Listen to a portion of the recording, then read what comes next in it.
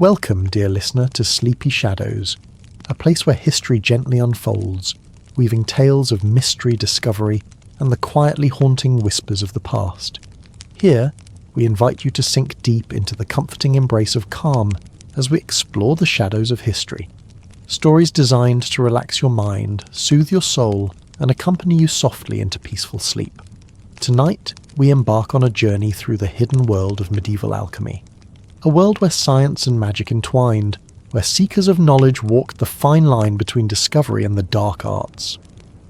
This tale is not merely about turning lead into gold, but about the profound mysteries that have shaped our understanding of the universe and the shadowy whispers of the alchemists who dared to chase the impossible.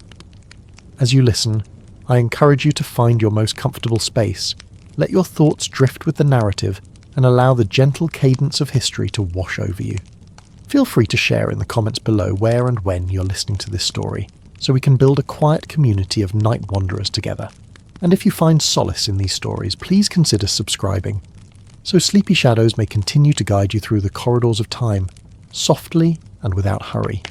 Now take a deep breath, relax your body, and let us begin the first step on our alchemical journey. Long before the flicker of candlelight illuminated the manuscripts of medieval Europe, before the bubbling furnaces of alchemists hissed softly in hidden chambers, alchemy was already alive in the whispering winds of ancient lands. Our story begins along the fertile banks of the Nile River, in the timeless embrace of ancient Egypt. Here, amidst the golden sands and the steady flow of the great river, a sacred knowledge began to stir, an early merging of the natural and the supernatural, where the mysteries of the earth were seen as reflections of the heavens above. The ancient Egyptians believed in a world woven from threads both visible and invisible, where the stars traced destinies and the earth sang its secrets to those who would listen. Within their temples, priests and scholars sought not only to understand the physical world, but to commune with the cosmic forces that governed life and death, birth and transformation. It was here, wrapped in the gentle shimmer of sacred scrolls and under the watchful gaze of gods like Thoth, the deity of wisdom and writing, that some of the earliest foundations of alchemy were laid. Thoth, often depicted with the head of an ibis, was said to possess knowledge of the divine arts, including the power to transform and transmute. From Egypt, this knowledge drifted like a river through the ancient world, reaching the learned philosophers of Greece. There, alchemy became infused with a new layer of thought, philosophical and mystical, steeped in the study of the four classical elements: earth, air, fire, and water. Among these ancient thinkers was Hermes Trismegistus, a semi-mythical figure shrouded in mystery. His teachings, preserved in texts such as the Corpus Hermeticum, spoke of the unity of the cosmos and the principle of correspondence that would come to define alchemy's core philosophy: as above, so below. This simple yet profound phrase whispered that the microcosm reflected the macrocosm, that the patterns found in the heavens were mirrored in the smallest particles of the earth. To the alchemist, this was not merely poetic but a guiding truth. By understanding the heavens, one might unlock the secrets of the earth. By transforming matter, one might transform the self. One of the most enigmatic relics of these early teachings was the Emerald Tablet, a cryptic text attributed to Hermes himself. Though short, its words have echoed through centuries of alchemical thought. The tablet speaks in riddles and symbols, hinting at the process of creation and transformation, the journey from base matter to pure gold, but more importantly, from ignorance to enlightenment. The tablet's lines invite the seeker to look beyond the surface, to find the hidden harmony between light and shadow, spirit and flesh. It speaks of the one thing from which all is born, the source of life and mystery alike. As centuries passed, these ancient seeds of wisdom travelled east and west, blending with the spiritual traditions of the Middle East and India, eventually flowering in the rich and complex alchemical traditions of medieval Europe. But even then, alchemy was not solely a pursuit of metals and potions. It was a spiritual quest, a path toward understanding the deepest truths of existence. The alchemists saw their work as a sacred art, one that could purify the soul as surely as it could transform lead into gold. They believed that the laboratory was not just a physical space, but a sanctuary where matter and spirit met, a place where the mysteries of the universe could be glimpsed, and the boundaries between science, magic, and faith blurred. Imagine now the dim glow of an ancient chamber, shelves lined with curious vessels, powders, and metals, the gentle hiss of a flame beneath a crucible, the scent of herbs and burning incense mingling with the earthy aroma of wet stone walls. The alchemist stands quietly, eyes reflecting both the flicker of the fire and the vastness of cosmic secrets. In this moment, the alchemist is more than a scientist or a sorcerer. They are a seeker walking the delicate path between light and shadow, a bridge between the known and the unknown. And so, from these mystical beginnings, the medieval alchemists would carry forward the ancient wisdom, blending it with the knowledge and fears of their time, embarking on a journey that was as much about the human soul as it was about the secrets of the material world. As we allow these visions to settle gently into the corners of our mind, we prepare to follow the alchemists deeper into their enigmatic world, where the promise of the Philosopher's Stone and the lure of immortality awaited. But before we continue, take a moment to breathe deeply, and let the mysteries of these ancient roots wash softly over you, like the gentle ebb and flow of a quiet river. As we drift deeper into the world of alchemy, we now turn our attention to one of the most powerful and elusive symbols in all of history, the Philosopher's Stone. In the flickering light of medieval laboratories, amid the hissing sounds of bubbling brews and the scent of smouldering incense, the Philosopher's Stone was more than just a goal. It was the sacred grail of alchemical pursuit, an object of mystical and scientific allure. It was said to possess the power to transform any base metal into pure gold, but its potential extended far beyond mere wealth. The stone held the promise of immortality, the ability to cure disease, and the secret to eternal life. Imagine for a moment a dimly lit workshop in the heart of a medieval city. The walls are lined with dusty tomes and strange cryptic symbols are scrawled across the stone floors. The air is thick with the faint metallic scent of metals being heated in the crucible. In this space, an alchemist, his face obscured by the glow of a flickering candle, focuses all his energy on a single goal: to transmute the ordinary into the extraordinary, to unlock the secrets of the universe hidden within the simplest of substances. The Philosopher's Stone was said to be the key to this transformation. It was an object of great mystery, for alchemists believed that it could turn lead into gold, an act of divine creation that would allow them to harness the hidden powers of nature. But even more than that, the stone was thought to hold the key to the elixir of life, a substance capable of granting eternal youth and immortality. While the idea of creating gold may seem rooted in the material, it was actually a symbol of the alchemist's deeper quest for spiritual perfection. In the alchemical tradition, gold represented purity, enlightenment, and spiritual elevation.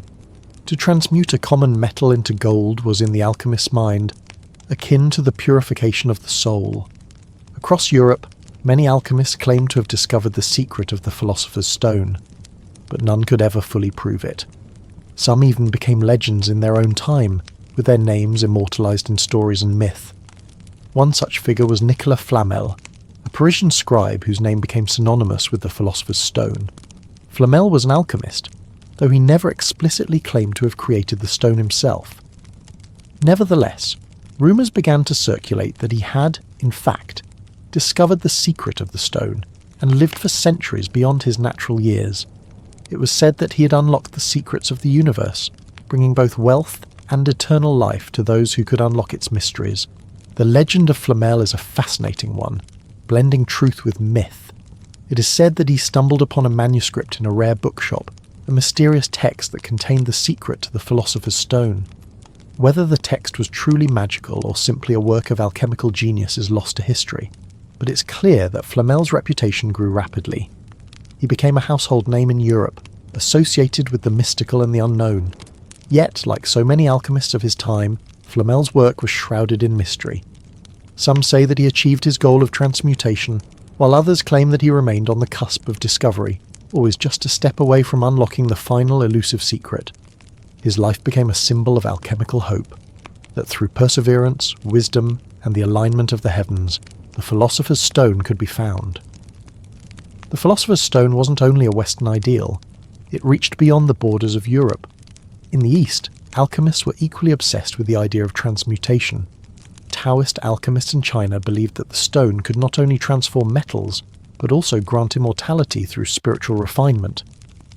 In India, the quest for the Chintamani stone, another mythic object, mirrored the West's search, blending mysticism with the scientific pursuit of perfection.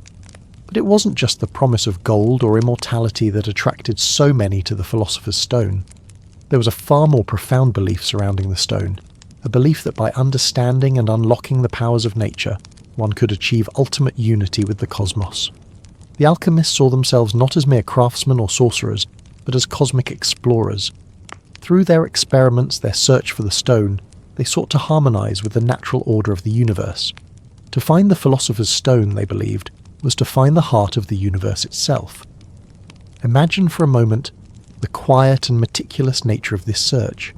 The alchemist, hunched over his work, scribbles in a leather-bound book, eyes tired from hours spent in search of a single clue. The room is filled with the faint sound of ticking clocks, the soft hum of the furnace, and the gentle whisper of ancient texts. There is an energy in the air, something ancient, something beyond understanding, yet deeply familiar. The alchemists believed that by unlocking the secrets of the stone, they could transcend the limits of their own humanity, becoming something more, something closer to the divine. The process of seeking the stone, of studying the mysteries of the world around them, was as much a spiritual practice as it was a scientific one. And yet, in the darkness of their workshops, the alchemists found themselves confronted by the shadow of doubt. Was the Philosopher's Stone real? Or was it simply a legend, a mirage, an illusion? As the centuries passed, the dream of the Philosopher's Stone began to take on a more elusive, mystical quality. What once seemed like a tangible object became more and more abstract, a symbol of the alchemist's spiritual journey rather than a physical goal. The quest for the stone, rather than the discovery itself, came to embody the deeper alchemical truth that true transformation lies not in the gold, but in the soul. And so, as we let this story settle into the corners of your mind, picture yourself walking through the quiet, ancient halls of an alchemist's workshop. The air is still, thick with the scent of incense and metal. You stand before a vast array of strange vessels, the flicker of a candle illuminating your path. In this moment, you too are part of the alchemist's quest, searching, seeking, questioning the mysteries of the universe. Take a deep breath and allow the calm of the alchemist's world to sink deeper into your mind as we now prepare to explore the dual nature of alchemy, where science and sorcery blend together and where the line between the known and the unknown blurs completely. The path of the alchemist is one fraught with contradictions, a journey that weaves together the strands of ancient knowledge, mystical revelation, and the steady hand of scientific inquiry. To the outside world, alchemy was as much about magic and superstition as it was about chemistry and metallurgy. It straddled the line between the divine and the earthly, the supernatural and the empirical. The alchemists themselves, caught in the swirl of their own beliefs, would have recognized the dual nature of their pursuit. They were, at once, scientists and sorcerers, seekers of knowledge and wielders of mystery. Their laboratories were places where philosophical ideas mingled with chemical reactions, and spiritual practices collided with empirical observation. In the soft glow of flickering candles, surrounded by the scent of molten metals and the hiss of fire in the furnace, the alchemists believed they were performing divine work. Their experiments, often shrouded in secrecy, were designed not only to transform base substances but to transform their very souls. They sought the Philosopher's Stone, not merely for its power to transmute lead into gold, but for its ability to offer spiritual enlightenment and immortality. Yet, despite their lofty ambitions, their practices were often misunderstood. To the general populace, and especially to the church, alchemy was something far more sinister. The pursuit of hidden knowledge, especially the kind that promised to unlock the deepest secrets of life and death, was seen as a threat. Alchemists, with their cryptic symbols and obscure rituals, were often branded as sorcerers and heretics. The line between scientific exploration and occult practices was difficult to discern, for while alchemy was undeniably a precursor to modern chemistry, it was just as deeply rooted in mystical and spiritual traditions. The alchemists worked with metals, substances, and processes that were grounded in the physical world, but they were also seeking answers to questions that could not be measured with instruments or tested in a laboratory. Take, for example, the alchemist's art of transmutation, the idea that base metals could be transformed into precious ones. This notion was rooted in early chemistry, in the study of metals and their properties. However, the belief that the philosopher's stone could achieve such a transformation was entirely mystical. The stone was not just a tool for material wealth, it was an object of spiritual transformation. The alchemists sought to purify their soul just as they purified their metals. One of the key elements of alchemical thought was the notion of the prima materia, the original substance from which all things were formed. Alchemists believed that all matter had a fundamental essence, a divine spirit that could be tapped into and transformed. In a sense, they saw themselves as workers of divine will, manipulating the very fabric of creation. Yet, in their hands, the process of transformation became both spiritual and physical, merging the scientific with the supernatural. For example, an alchemist might melt lead in a furnace, pouring it into moulds to shape the material, but the work didn't end there. The alchemist would often use symbols, sometimes drawing mystic diagrams on the walls of the laboratory, believing that the shapes, colours and numbers would align the material with divine forces. The belief was that through such rituals the material itself could undergo a spiritual metamorphosis, just as the alchemist's own soul could be purified and transformed. But while the alchemists saw themselves as workers of both science and mysticism, the outside world was far less accommodating. The medieval church in particular viewed alchemy with suspicion and fear. To the church, alchemists who sought to unlock the secrets of creation were treading dangerously close to heresy. The quest for the philosopher's stone, the pursuit of immortality, and the transmutation of metals were seen as challenges to the divine order, an attempt to usurp the power of God. In fact, many alchemists were tried and persecuted by the church, accused of witchcraft and sorcery. The church's fear of alchemy stemmed from its association with secret knowledge, the kind of knowledge that was seen as the domain of the divine, not mere mortals. The mystical symbols that adorned the walls of alchemist laboratories, the strange rituals they performed, and the secretive nature of their work were all seen as evidence of their pact with dark forces. The fear and suspicion that surrounded alchemists were rooted in a long history of religious and cultural mistrust of the unknown. When alchemists used symbols like the Ouroboros, the serpent eating its own tail, they were not only representing a philosophical idea, the cyclical nature of life and death, but also invoking deeper spiritual meanings that seem beyond the comprehension of the average person. These symbols were often misinterpreted, perceived as signs of sorcery or demonic influence. Take, for example, the legendary figure of Paracelsus, the Swiss physician and alchemist. Paracelsus rejected the traditional practices of alchemy, seeking to blend his understanding of chemistry with the ancient mystical arts. He famously proclaimed, "The dose makes the poison," underscoring his belief in the power of chemicals to heal the body.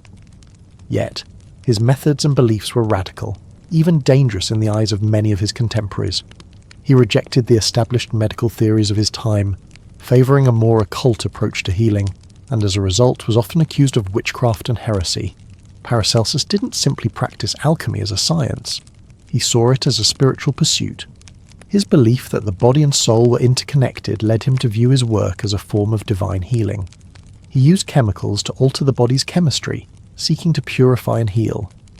But in the process, he blurred the line between science and sorcery, leading to widespread distrust. And so, the alchemist world was one of tension, between scientific progress and spiritual belief, between the pursuit of knowledge and the fear of the unknown.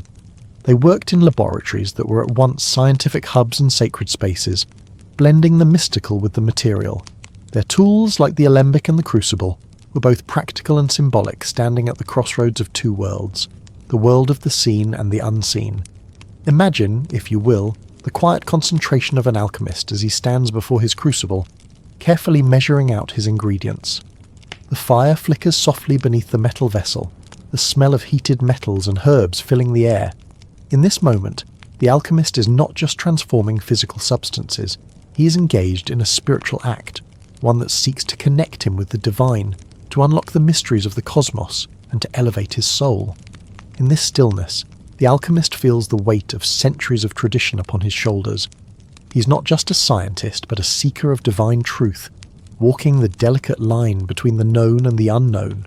The world outside may see him as a sorcerer or a madman, but within the confines of his laboratory, he is a pilgrim on a sacred journey. And so, as the alchemists sought to unlock the secrets of nature, they found themselves caught in a paradox, where science and sorcery, magic and chemistry all intertwined in the search for truth. As we continue our journey through the world of medieval alchemy, we now turn our attention to one of its most controversial and revolutionary figures, Paracelsus. A man ahead of his time, Paracelsus was an alchemist, physician, and philosopher, who rejected the ancient traditions of his predecessors, seeking to blend the mystical with the practical, the spiritual with the scientific. Born in 1493 in the Swiss Alps, Paracelsus's real name was Theophrastus von Hohenheim. He was a figure who, much like the alchemists before him, sought to unlock the mysteries of the universe through a unique blend of occultism and chemistry. But unlike most alchemists of the time, Paracelsus didn't see alchemy as just a way to transform materials. He believed it was the key to understanding the human body and curing disease. Imagine, if you will, the quiet solitude of a dimly lit laboratory nestled in the heart of a medieval town. The air is thick with the scent of burning herbs and metals, the flickering light of a single candle casting long shadows across the wooden table, cluttered with flasks, vials, and strange instruments. Amid this ethereal glow stands Paracelsus, his piercing eyes scanning the pages of his work, his mind buzzing with radical new ideas about medicine and alchemy. He sees himself not just as a healer, but as a prophet of a new age, one where the pursuit of knowledge is rooted not in ancient texts or traditions, but in the raw, unfiltered observation of nature itself. Paracelsus was not content with the medical practices of his time, which relied heavily on ancient Greek and Roman texts. The traditional approach to medicine was based on theories that had been passed down for centuries, many of them disconnected from actual observation of the human body. Instead of following the established medical dogma, Paracelsus sought to break free from the constraints of these antiquated beliefs, favouring a more holistic experimental approach. At the core of his philosophy was the belief that the body and soul were interconnected. For Paracelsus, healing was not just about treating physical symptoms, but about restoring balance to the entire person, mind, body, and spirit. He rejected the notion that disease was simply an imbalance of the four humours, a common belief in medieval medicine. Instead, he proposed that disease was a result of the body's internal spiritual conflict, and that true healing could only come from understanding both the material and spiritual realms. One of Paracelsus's most radical ideas was his belief in the use of chemicals to treat illness. While his contemporaries often relied on herbal remedies, bloodletting, and prayer, Paracelsus embraced the use of minerals and metals, substances that were at the time often considered dangerous and forbidden. He believed that the proper use of chemicals could not only cure disease but could also transform the body itself. In his mind, alchemy was not just about transforming metals. It was about transforming the human body into a more perfect vessel. But Paracelsus's unconventional methods did not sit well with the medical establishment.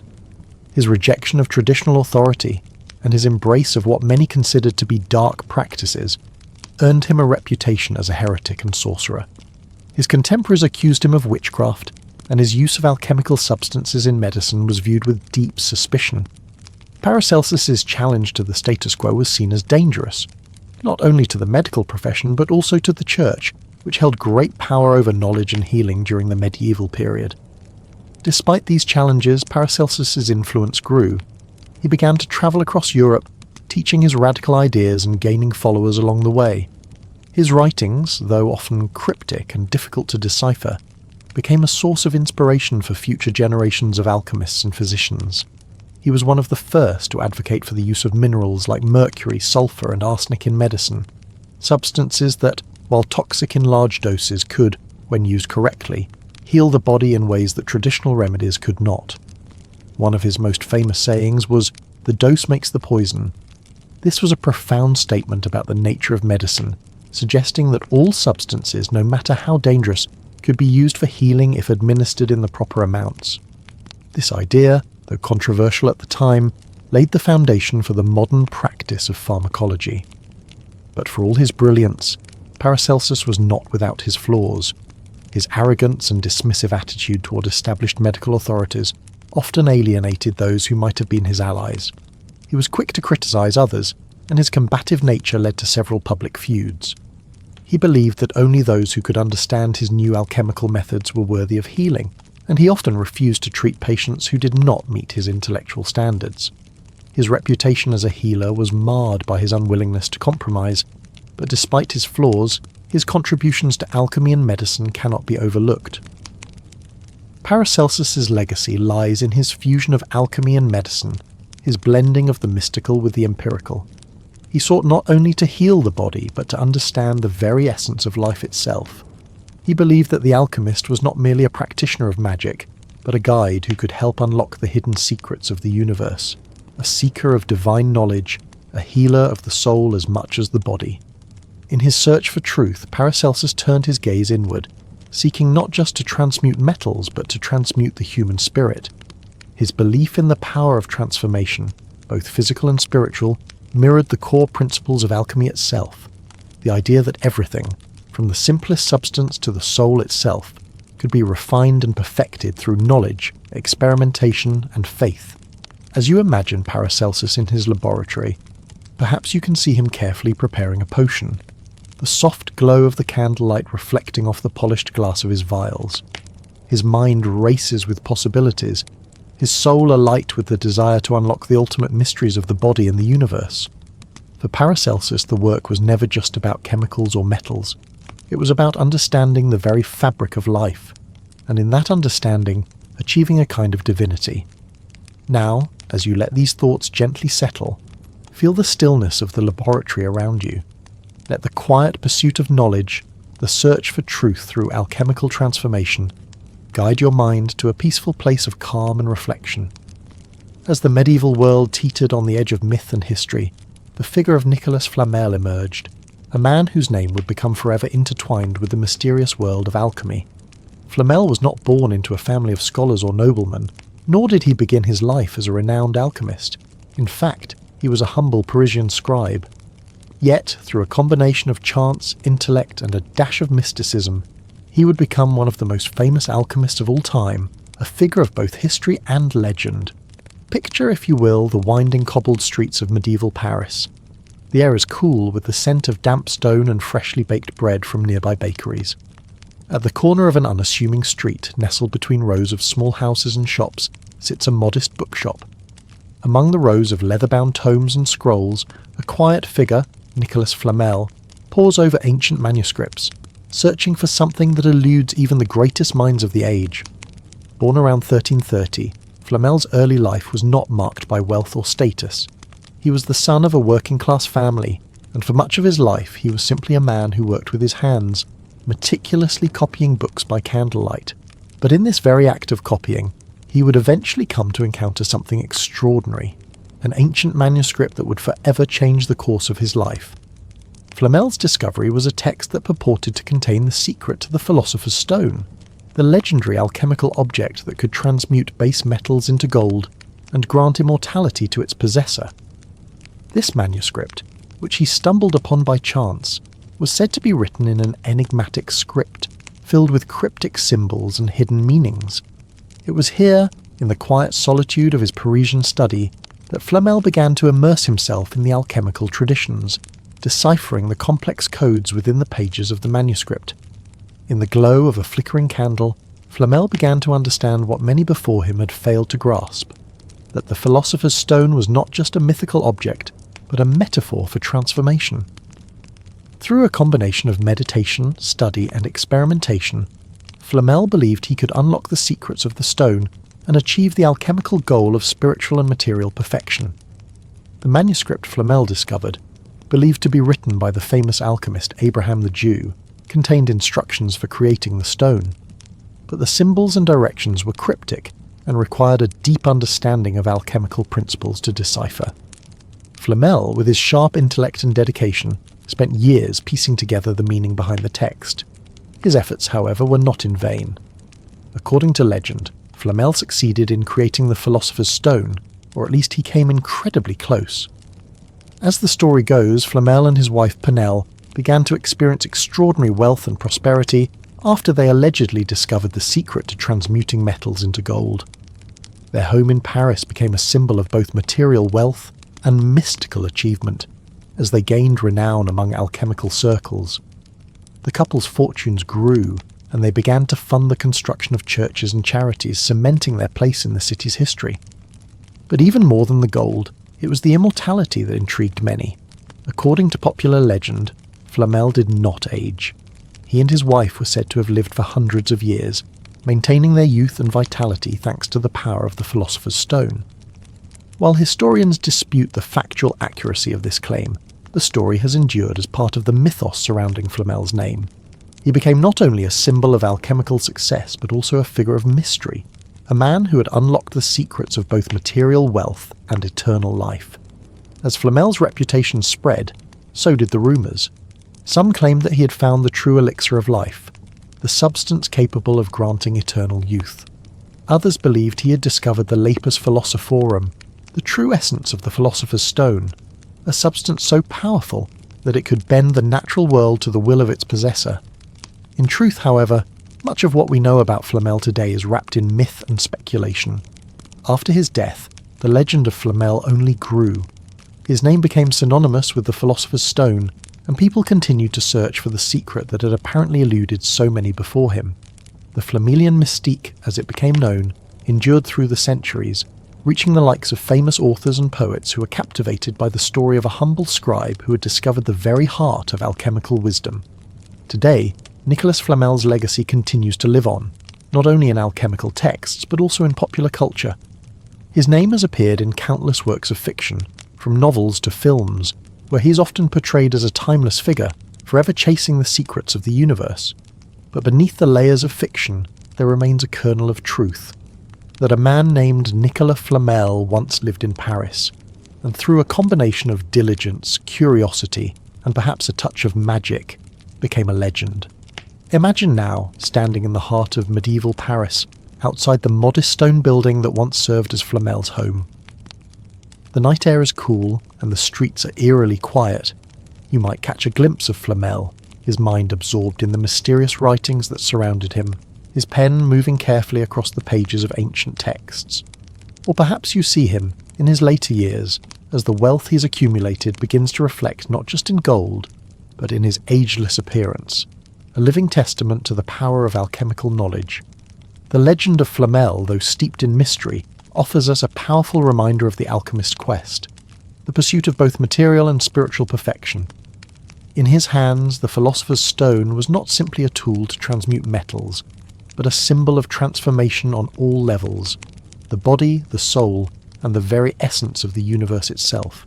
As we reflect on Flamel's journey, consider for a moment the profound truth that his story symbolises. The alchemist's pursuit is never just about gold or immortality. It is about seeking to understand the mysteries of existence itself, to align oneself with the fundamental forces of nature and the cosmos. As the medieval world continued to grapple with the strange and often dangerous arts of alchemy, it was inevitable that these practices would become intertwined with the more ominous, shadowy realms of witchcraft and the occult. To the uninitiated, the alchemist was as much a figure of fear as one of reverence. Their laboratories, filled with strange potions, bubbling chemicals, and cryptic symbols, were seen as places where the boundaries between the natural and supernatural worlds blurred, where ordinary men and women might call upon forces beyond human comprehension. In the eyes of the church and the common folk, alchemy's connection to witchcraft was undeniable. Alchemists, with their knowledge of ancient symbols, their mysterious rituals, and their seemingly inexplicable success in transmuting metals and healing diseases, were often accused of dabbling in the dark arts. The very secrecy with which they carried out their work, hidden away in remote laboratories, protected by complex codes and esoteric languages, only heightened suspicions. To the outsider, these hidden practices could easily be mistaken for sorcery, a realm where spirits were summoned, demons invoked, and unholy pacts made. Imagine for a moment the atmosphere of a secluded alchemist's workshop, the air thick with the scent of sulphur, mercury, and herbs. Strange symbols are drawn on the walls in chalk, glowing faintly under the dim candlelight. The alchemist moves between the various vials and flasks, each containing substances that the average person would not dare touch. In his mind, he is on the verge of some great breakthrough. perhaps the transmutation of lead into gold, or the creation of the elixir of life. But to the peasant who stands outside looking on with fear and awe, this workshop represents the very essence of the unknown, the dangerous realm of the supernatural. Alchemy's connection to witchcraft wasn't merely a result of perception. The practices of some alchemists mirrored the rituals and beliefs of those who practiced sorcery. Many alchemists believed that by tapping into hidden, cosmic forces, they could not only transform the physical world, but also manipulate the unseen energies that governed life, death, and the soul. This belief system often involved invoking spirits or deities, calling on forces that existed beyond the material world. One of the most infamous examples of this intersection between alchemy and witchcraft lies in the alchemical rituals themselves. Some alchemists were believed to have practiced what came to be known as the Black Mass, dark, unholy ceremonies that allegedly invoked demonic powers in order to gain mystical knowledge or power. These rites were thought to be part of a secret tradition that involved summoning spirits, demons, and otherworldly entities, all in pursuit of alchemical knowledge. Consider the chilling image of an alchemist, dressed in flowing robes, standing before an ancient altar, surrounded by candles, vials of strange substances, and symbols of power. In this ritual, he would call upon dark forces, invoking ancient names and reciting incantations in the hope of unlocking the ultimate secret of the Philosopher's Stone or gaining immortality. To the Church, this was not simply alchemy, it was witchcraft, a dangerous attempt to play God and defy the natural order of the world. While the idea of the Black Mass is largely seen as legend, there were indeed alchemists who were accused of using their knowledge of magic to summon spirits or perform forbidden acts. The belief that alchemists were capable of such dark rites was exacerbated by their tendency to operate in secrecy, away from the prying eyes of the public. This isolation fostered an air of mystique and fear, making alchemists prime targets for suspicion during times of heightened religious and social unrest. In fact, many alchemists were eventually swept up in the witch hunts of the 15th and 16th centuries. The Inquisition, driven by the fear of heresy, often targeted individuals who were thought to be involved in witchcraft, magic, or other unholy practices. The alchemist, with his cryptic texts and secretive experiments, was an ideal candidate for accusations of sorcery. Many found themselves imprisoned, tortured, and even executed under suspicion of their involvement in witchcraft. One of the most notable figures caught in this storm of accusations was the alchemist and philosopher Johann Weyer, a Dutch physician and scholar who lived in the 16th century. Weyer was a vocal critic of the witch hunts and the use of witchcraft accusations to punish those who were simply practicing knowledge that was misunderstood. He himself was accused of witchcraft on several occasions, largely due to his association with alchemy and his outspoken belief in the natural causes of mental illness. His work in alchemy was seen as too esoteric, too dangerous, and it led to a reputation that aligned him with the forbidden practices of witchcraft. But beyond the historical figures, the very symbols of alchemy itself were often seen as dangerous and mystical. The Ouroboros, the serpent eating its own tail, was one of the most famous symbols used by alchemists, representing the cyclical nature of life, death, and rebirth. While this symbol was rooted in deep philosophical and spiritual meaning, to an outsider, it could appear to be a dark and ominous emblem of eternal renewal, an endless cycle of life and death controlled by unseen forces. Other alchemical symbols, such as the pentagram, the hexagram, and the ankh, also carried deep mystical significance. These symbols, drawn with intricate precision in the alchemist's laboratory, could be seen as signs of occult power, even though they were deeply rooted in spiritual traditions and natural philosophy. To the average person, however, these esoteric symbols were much more than simple representations of alchemical principles. They were seen as keys to unlocking hidden knowledge, forbidden knowledge, and in the eyes of the Church, a direct link to the powers of darkness. Throughout Europe, the connection between alchemy and witchcraft was further solidified by the growing popularity of Hermeticism, an esoteric spiritual tradition that emphasized the quest for hidden knowledge and personal transformation. The teachings of Hermes Trismegistus, a mythical figure often associated with the divine and occult wisdom, influenced many alchemists. But this association with ancient mystical teachings, which often involved the manipulation of unseen forces, only deepened the suspicion that alchemy was a pathway to dark sorcery. As the alchemist worked in the quiet of his laboratory, he may have been aware of the growing fears surrounding his work. The whispers of witchcraft, the calls for witch hunts, the growing influence of the church, all of these created an atmosphere of uncertainty and fear.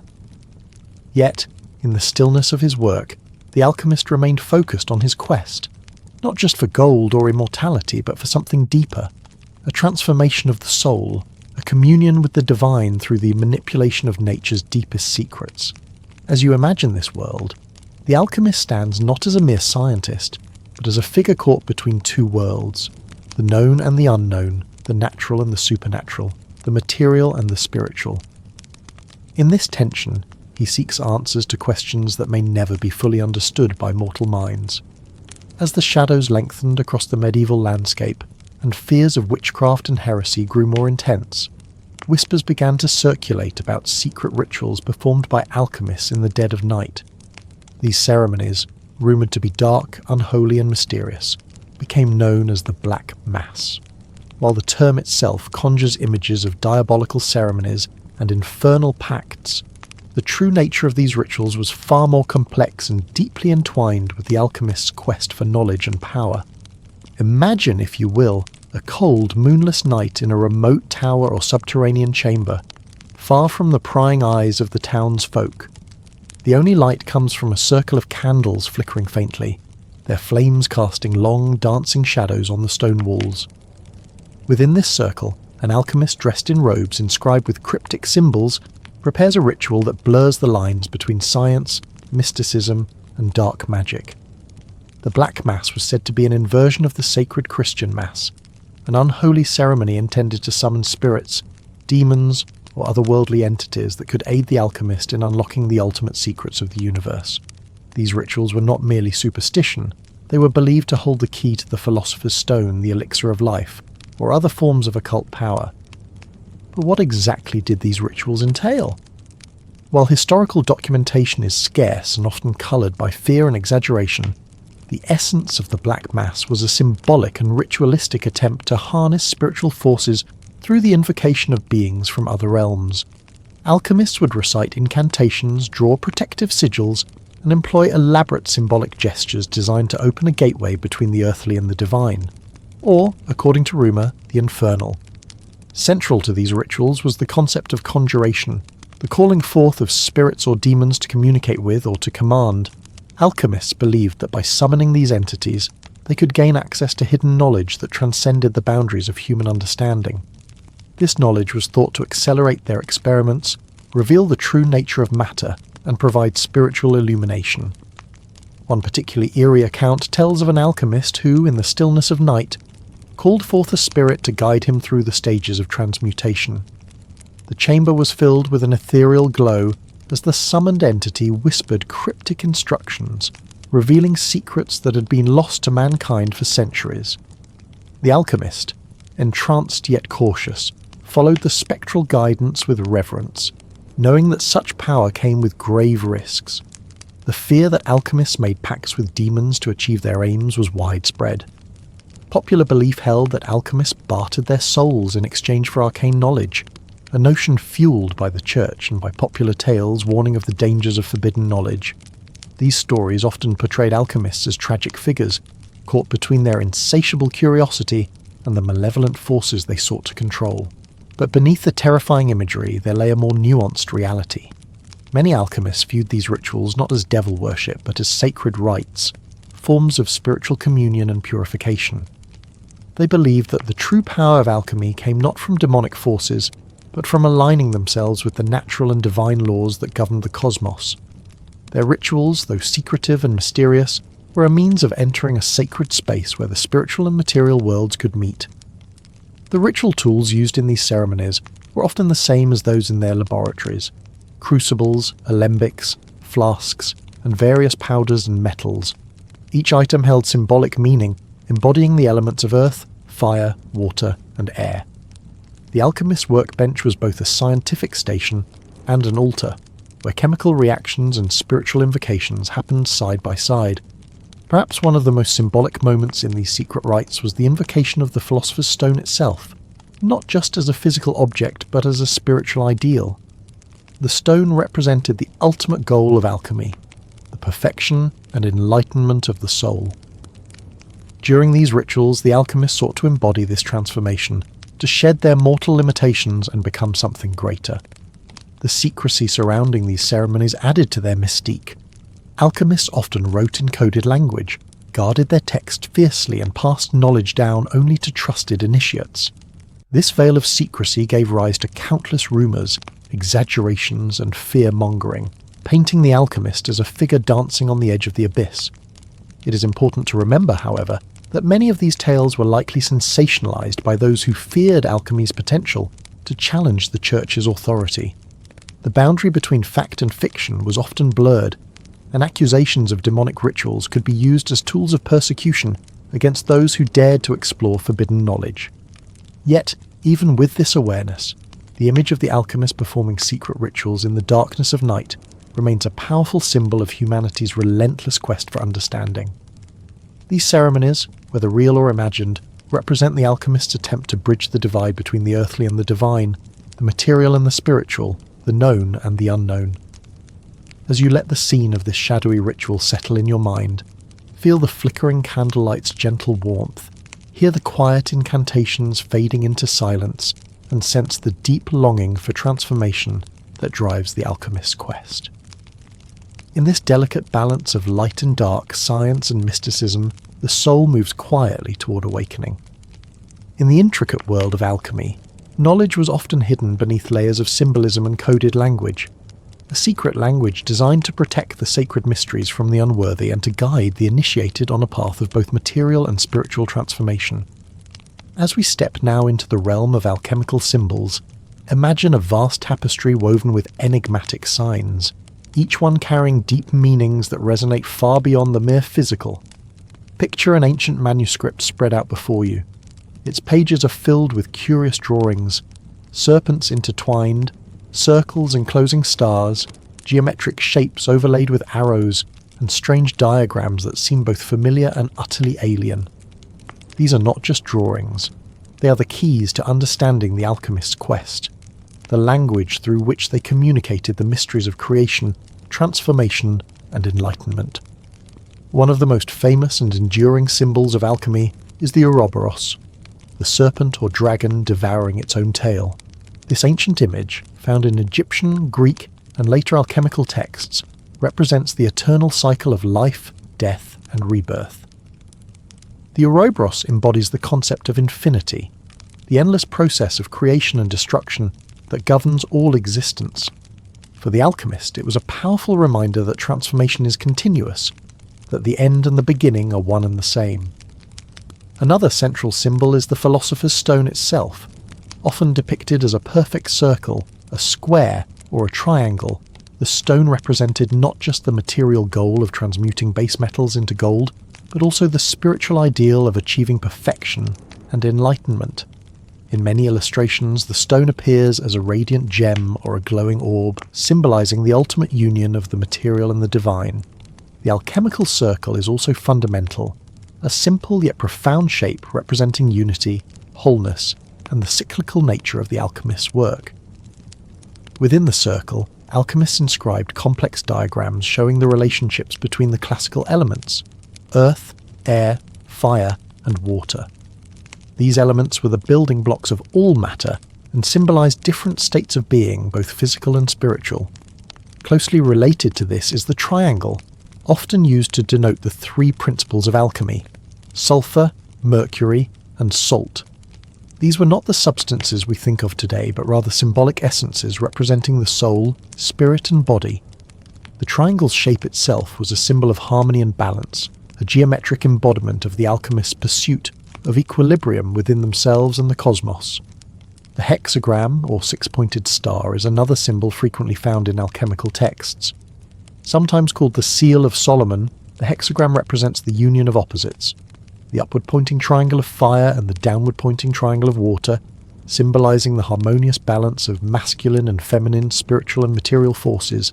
Then there is the caduceus, the staff entwined with two serpents, a symbol borrowed from ancient Greek mythology and associated with Hermes Trismegistus, the legendary figure considered the father of Hermetic philosophy. The caduceus represents duality, transformation, and the flow of energy between realms. For alchemists, it was a powerful emblem of the spiritual journey, the path of inner awakening. Symbols related to metals also held great significance. Each metal was linked to a planet and celestial influence, forming a cosmic web that connected earthly materials with the heavens. Gold symbolizing the sun and perfection, silver linked to the moon and purity, Mercury associated with the planet Mercury and transformation, lead tied to Saturn and heaviness, and others like copper, iron and tin all held symbolic meanings that guided the alchemist's work. These symbols were not simply decorative, they were a sophisticated system of metaphors that allowed alchemists to encode their knowledge, protect it from misuse, and guide initiates on a journey of both outward experiment and inward reflection. The alchemical texts were often deliberately obscure, written in riddles, allegories and puzzles, making the understanding of these symbols essential for anyone seeking to decipher their deeper truths. Consider the green lion, a mysterious creature frequently depicted in alchemical illustrations. This beast represents the raw, untamed power of nature and the starting point of transformation. The green lion often appears devouring the sun, symbolizing the purification process necessary before reaching true enlightenment. It reminds the alchemist that before beauty and gold can be revealed, the base materials must be broken down and purified. One of the most beautiful and haunting images is that of the alchemical marriage, symbolized by the union of a king and queen or a sun and moon. This represents the alchemical process of conjunctio, the sacred marriage of opposites. It is the merging of spirit and matter, masculine and feminine, light and dark, symbolizing the ultimate harmony that the alchemist seeks. These symbols echo far beyond the laboratories and manuscripts of medieval alchemists. They resonate in spiritual traditions, art, literature, and even modern psychology. Carl Jung, the famous psychoanalyst, saw alchemy as a symbolic representation of the process of individuation, the journey towards self-realization and wholeness. The symbols of alchemy thus speak not only to the material transformation of metals, but to the profound inner transformation of the human soul. As you let these symbols linger in your mind's eye, imagine them glowing softly in the twilight, their meanings unfolding gently like petals of a delicate flower. Each one holds a story, a secret, a key to understanding the mysteries that alchemists sought so fervently. They invite you to look deeper, beyond the surface of matter, into the very heart of existence itself. As we journey deeper into the mystical realm of alchemy, we encounter one of its most fascinating and enigmatic figures, Heinrich Cornelius Agrippa. Born in 1486 in Germany, Agrippa was not merely an alchemist, but a polymath, whose pursuits spanned philosophy, medicine, theology, and the occult. His life was a tapestry woven from the threads of Renaissance humanism and esoteric tradition, embodying the spirit of an age eager to reconcile ancient wisdom with emerging knowledge. Imagine the world Agrippa inhabited, a time of upheaval and transformation, where scholars and mystics alike sought to unlock the secrets of the cosmos. The Renaissance was a period when ancient texts were rediscovered and the boundaries between science, magic, and spirituality were fluid and overlapping. Agrippa moved effortlessly among these spheres, deeply influenced by Hermeticism, Neoplatonism, and Kabbalah, blending philosophy with occult studies in a way few had dared before. Agrippa's most renowned work, the 3 books of occult philosophy, is a monumental treatise that synthesizes astrology, alchemy, magic, and natural philosophy. In this text, he presents a worldview where the universe is alive with spiritual forces, and humans have the potential to access and influence these forces through knowledge and ritual. The books serve both as a guide to the occult sciences and a philosophical framework that underpins much of Western esotericism. Heinrich Cornelius Agrippa believed that true knowledge required an understanding of both the material and spiritual worlds. He taught that the microcosm, man, reflects the macrocosm, the universe, echoing the ancient Hermetic principle, as above, so below. This profound idea posited that by understanding oneself, one could come to understand the cosmos, and vice versa. His writings emphasize the interconnectedness of all things, stars, elements, spirits, and human souls, and how this interconnectedness could be harnessed through magical practices. While Agrippa's intellectual contributions were immense, his life was not without controversy. His outspoken views and deep engagement with occult topics earned him suspicion and hostility from religious authorities. Like many alchemists and magicians of his time, Agrippa was accused of heresy and witchcraft, and he often had to navigate the dangerous waters between scholarly inquiry and ecclesiastical condemnation. One of the fascinating aspects of Agrippa's work is his attempt to reconcile Christian theology with occult knowledge. Rather than seeing magic and religion as opposed, he argued that the true magician was a devout Christian who sought to understand and cooperate with divine forces. This nuanced view set him apart from both his critics and his contemporaries. Beyond his writings, Agrippa was also known for his practical engagement with alchemy and magic. He was reputed to have performed rituals designed to communicate with angels and spirits, using complex talismans and invocations. These practices were intended not for personal gain, but to align human will with divine will, bringing about healing, protection, and enlightenment. Consider for a moment Agrippa in his study, surrounded by ancient texts, herbs, crystals, and carefully inscribed talismans. The air is thick with the scent of frankincense and myrrh, and the soft glow of candlelight illuminates his focused expression. He chants in a low voice, calling upon celestial forces to reveal their secrets. This scene captures the delicate balance between intellect and intuition, science and mysticism that defined his approach. Agrippa's influence extended far beyond his lifetime. His works were studied by later generations of alchemists, magicians, and philosophers, inspiring movements such as Rosicrucianism and influencing the development of Western occult traditions. His legacy is a testament to the power of intellectual curiosity coupled with spiritual devotion, demonstrating how the pursuit of hidden knowledge can be both a deeply personal and universal endeavour. As you reflect on the life and work of Heinrich Cornelius Agrippa, imagine yourself standing at the crossroads of science, magic, and faith, a place where knowledge is not confined to the pages of books, but is a living, breathing force that shapes the very fabric of reality. In the vast tapestry of medieval Europe, the relationship between alchemy and the church was fraught with tension, suspicion, and occasional outright hostility. The church, as the dominant spiritual and political authority, viewed many of the alchemists' practices with deep mistrust. To the clergy, alchemy was not simply a pursuit of knowledge, but a dangerous flirtation with forbidden powers, an affront to divine order that threatened both the souls of men and the stability of society. Imagine the cold stone walls of a cathedral, where sermons thundered against heresy and occult practices. Outside, alchemists laboured quietly in their hidden chambers, their work illuminated by flickering candlelight and the faint glow of furnaces. The church's eyes were watchful, ever wary of any challenge to its teachings and authority.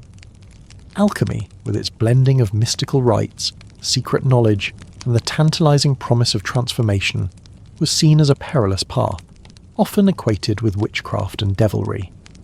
One of the key points of conflict was the alchemist's ambition to transmute base metals into gold and to discover the elixir of life. Such pursuit suggested that man might master creation itself, to imitate God's creative power by altering the very fabric of matter and perhaps to defy death. For many church leaders, this was nothing short of blasphemy. The natural order was considered sacred and unchangeable, granted by divine will.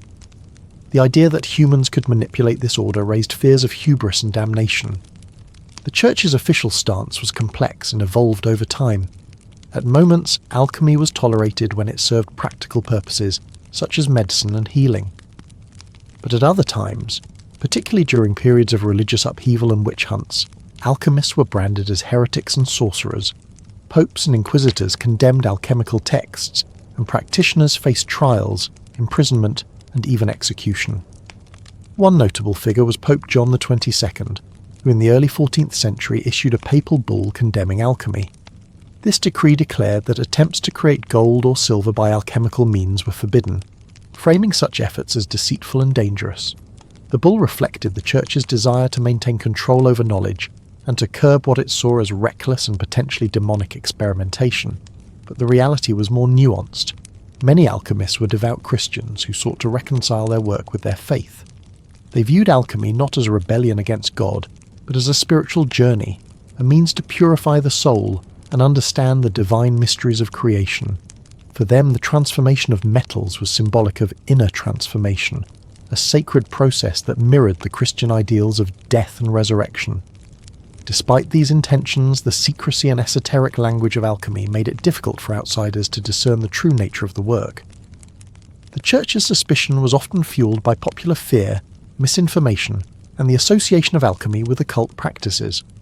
This suspicion intensified during the Inquisition and the witch hunts, when accusations could be deadly. Take, for example, the trials of individuals accused of practicing alchemy alongside witchcraft. Often, the line between scientific inquiry and heresy was blurred, with alchemists caught in the crossfire of religious zealotry. The fear of the unknown and the desire to suppress dissenting knowledge led to tragic consequences for many who sought enlightenment through alchemy. Yet, the tension between alchemy and the Church also spurred important dialogues about the limits of human knowledge and the boundaries between faith and reason. These debates laid the groundwork for later developments in science and philosophy, even as alchemy itself remained shrouded in mystery and suspicion. As you imagine the flickering candlelight in a dimly lit alchemist's chamber, contrasted with the imposing grandeur of the cathedral, feel the weight of this uneasy relationship, a dance between illumination and shadow, knowledge and fear, faith and curiosity. It is a reminder that the pursuit of truth is often fraught with challenge, especially when it touches upon the sacred. Step gently now into the heart of the alchemist's world, the laboratory, a place where science and mysticism entwined in a delicate, almost sacred dance. Imagine a dimly lit room, the air heavy with the warm, earthy scent of burning wood, herbs, and the faint metallic tang of chemicals in the air. Shelves groan under the weight of dusty tomes, glass vials, and mysterious powders. This was not merely a workspace, but a sanctuary, a sacred space where the boundaries between the natural and the supernatural were blurred. The alchemist's laboratory was a world unto itself, filled with tools and devices both practical and symbolic. The alembic, a vessel used for distillation, was perhaps the most iconic instrument. Its elegant curves, often made of glass and metal, captured the alchemist's quest to purify and transform substances by heating and condensing vapours. But to the alchemist, the alembic was more than a tool. It was a symbol of spiritual refinement, representing the distillation of the soul's impurities into clarity. Nearby stood the crucible, a small, heat-resistant container used for melting metals at high temperatures. The crucible was the alchemist's furnace for transformation, where base metals could be purified or, so the alchemist believed, transformed into noble ones. But the crucible also symbolized the trials of the soul, the fire that tests and refines the spirit. The mortar and pestle were humble yet vital, used to grind herbs, minerals, and other ingredients into powders and pastes. These substances were the building blocks of alchemical experiments, but they also represented the breaking down of the self, a necessary step before rebuilding, renewal, and enlightenment. The furnace itself was the heartbeat of the lab, a roaring fire where many of the alchemist's processes took place. Its warmth filled the room with a comforting glow, yet it was a constant reminder of the transformative power of fire, capable of destruction and creation alike. In the midst of these tools, vials and bottles containing strange liquids glowed with colours ranging from deep amber to shimmering silver. These were the elixirs, tinctures, and potions crafted from complex recipes, often combining metals, minerals, and organic materials. Some were intended to heal, others to extend life, and still others to unlock hidden energies within the practitioner. But the alchemist's lab was more than a collection of tools and ingredients. It was steeped in ritual and symbolism. Each action, from the mixing of compounds to the lighting of a candle, was performed with intention, often accompanied by incantations or prayers. The alchemists believed that physical transformation mirrored spiritual transformation. The laboratory was a microcosm where matter and spirit intertwined. The walls of these labs were often adorned with cryptic symbols and drawings, each one a coded message or spiritual talisman. The pentagram, the Ouroboros, and the philosopher's stone symbol appeared again and again, reminding the alchemist of the deeper mysteries guiding their work. Some alchemists arranged their tools and substances according to the movements of the planets or the phases of the moon, believing that celestial forces influenced the success of their experiments. Time itself was measured not just by hours, but by astrological cycles, weaving the cosmos into every aspect of the work. Consider the delicate patience required for these experiments. Many processes took days, weeks, or even months, demanding the alchemist's unwavering focus and calm. The slow bubbling of a concoction, the subtle colour changes in a vial, the faint scent that signalled a reaction. All these small signs guided the practitioner through a journey of discovery. The alchemist's lab was also a place of solitude.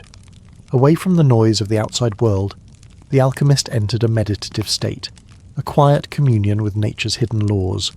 This solitude was essential, allowing the mind to open to the mysteries hidden beneath the surface of reality.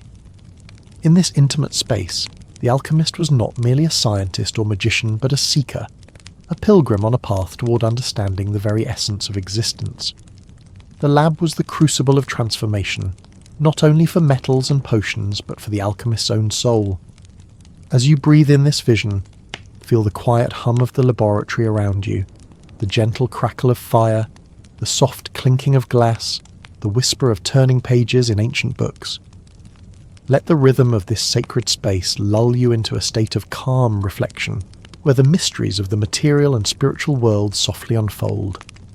As we continue our journey through the history of alchemy, let us now turn our gaze toward the vast and luminous world of Islamic alchemists, whose profound contributions bridged ancient traditions and medieval Europe, weaving together science, mysticism, and philosophy in a unique tapestry of knowledge. Imagine the bustling cities of the Islamic Golden Age, places like Baghdad, Damascus, and Cairo, vibrant centres of learning where scholars gathered to study the stars, medicines, and the mysteries of matter. The air was thick with the aroma of exotic spices, burning incense, and parchment ink as the brightest minds delved into the secrets of the cosmos and the fabric of existence. One towering figure among these scholars was Jabir ibn Hayyan, often called the father of chemistry. Living in the 8th century, Jabir built upon the wisdom of Greek, Egyptian and Persian sources, synthesizing their teachings into a comprehensive body of work that combined practical laboratory techniques with profound philosophical insights. His writings, many shrouded in allegory and symbolism, formed the foundation of much later alchemical thought. Jabir's approach to alchemy was deeply intertwined with the spiritual. He believed that the transformation of metals was not merely a physical process, but mirrored the purification and perfection of the soul. His texts speak of the balance of the four elements, earth, air, fire, and water, and their corresponding qualities, which needed to be harmonized within both matter and the human spirit. His treatises described laboratory apparatus and chemical processes with remarkable precision.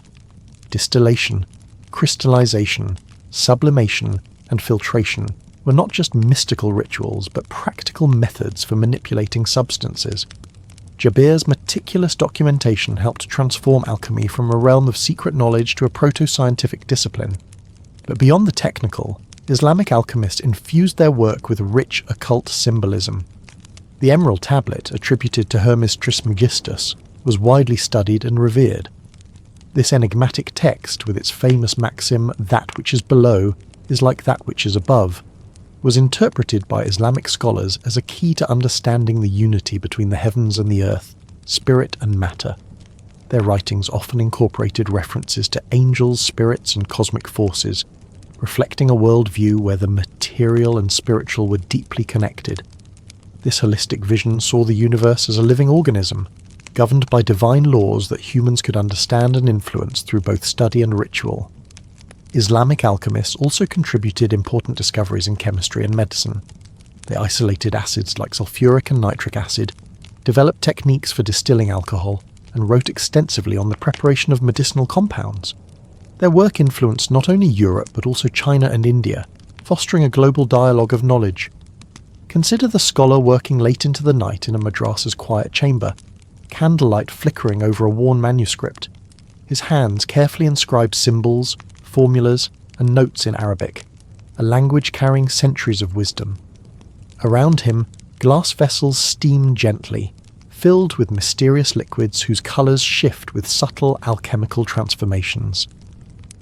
Despite the reverence for knowledge, Islamic alchemists were cautious, aware of the dangers posed by secrecy and misunderstanding.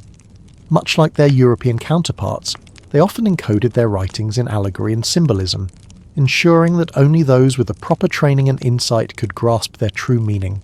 Their legacy is profound, for they preserved, expanded and transmitted knowledge that would fuel the Renaissance and the eventual birth of modern chemistry.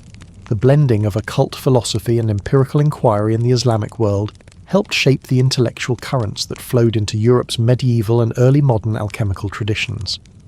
As you envision this scholar's world, rich in mystery and illumination, where the stars above guide the hands below, feel the gentle hum of curiosity and reverence that propelled these seekers.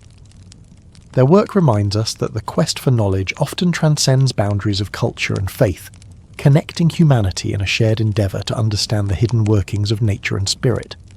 As our exploration of alchemy's rich and diverse history unfolds, we now venture further eastward, to the ancient lands of China and India, regions where mystical traditions and scientific experimentation merged into unique alchemical practices.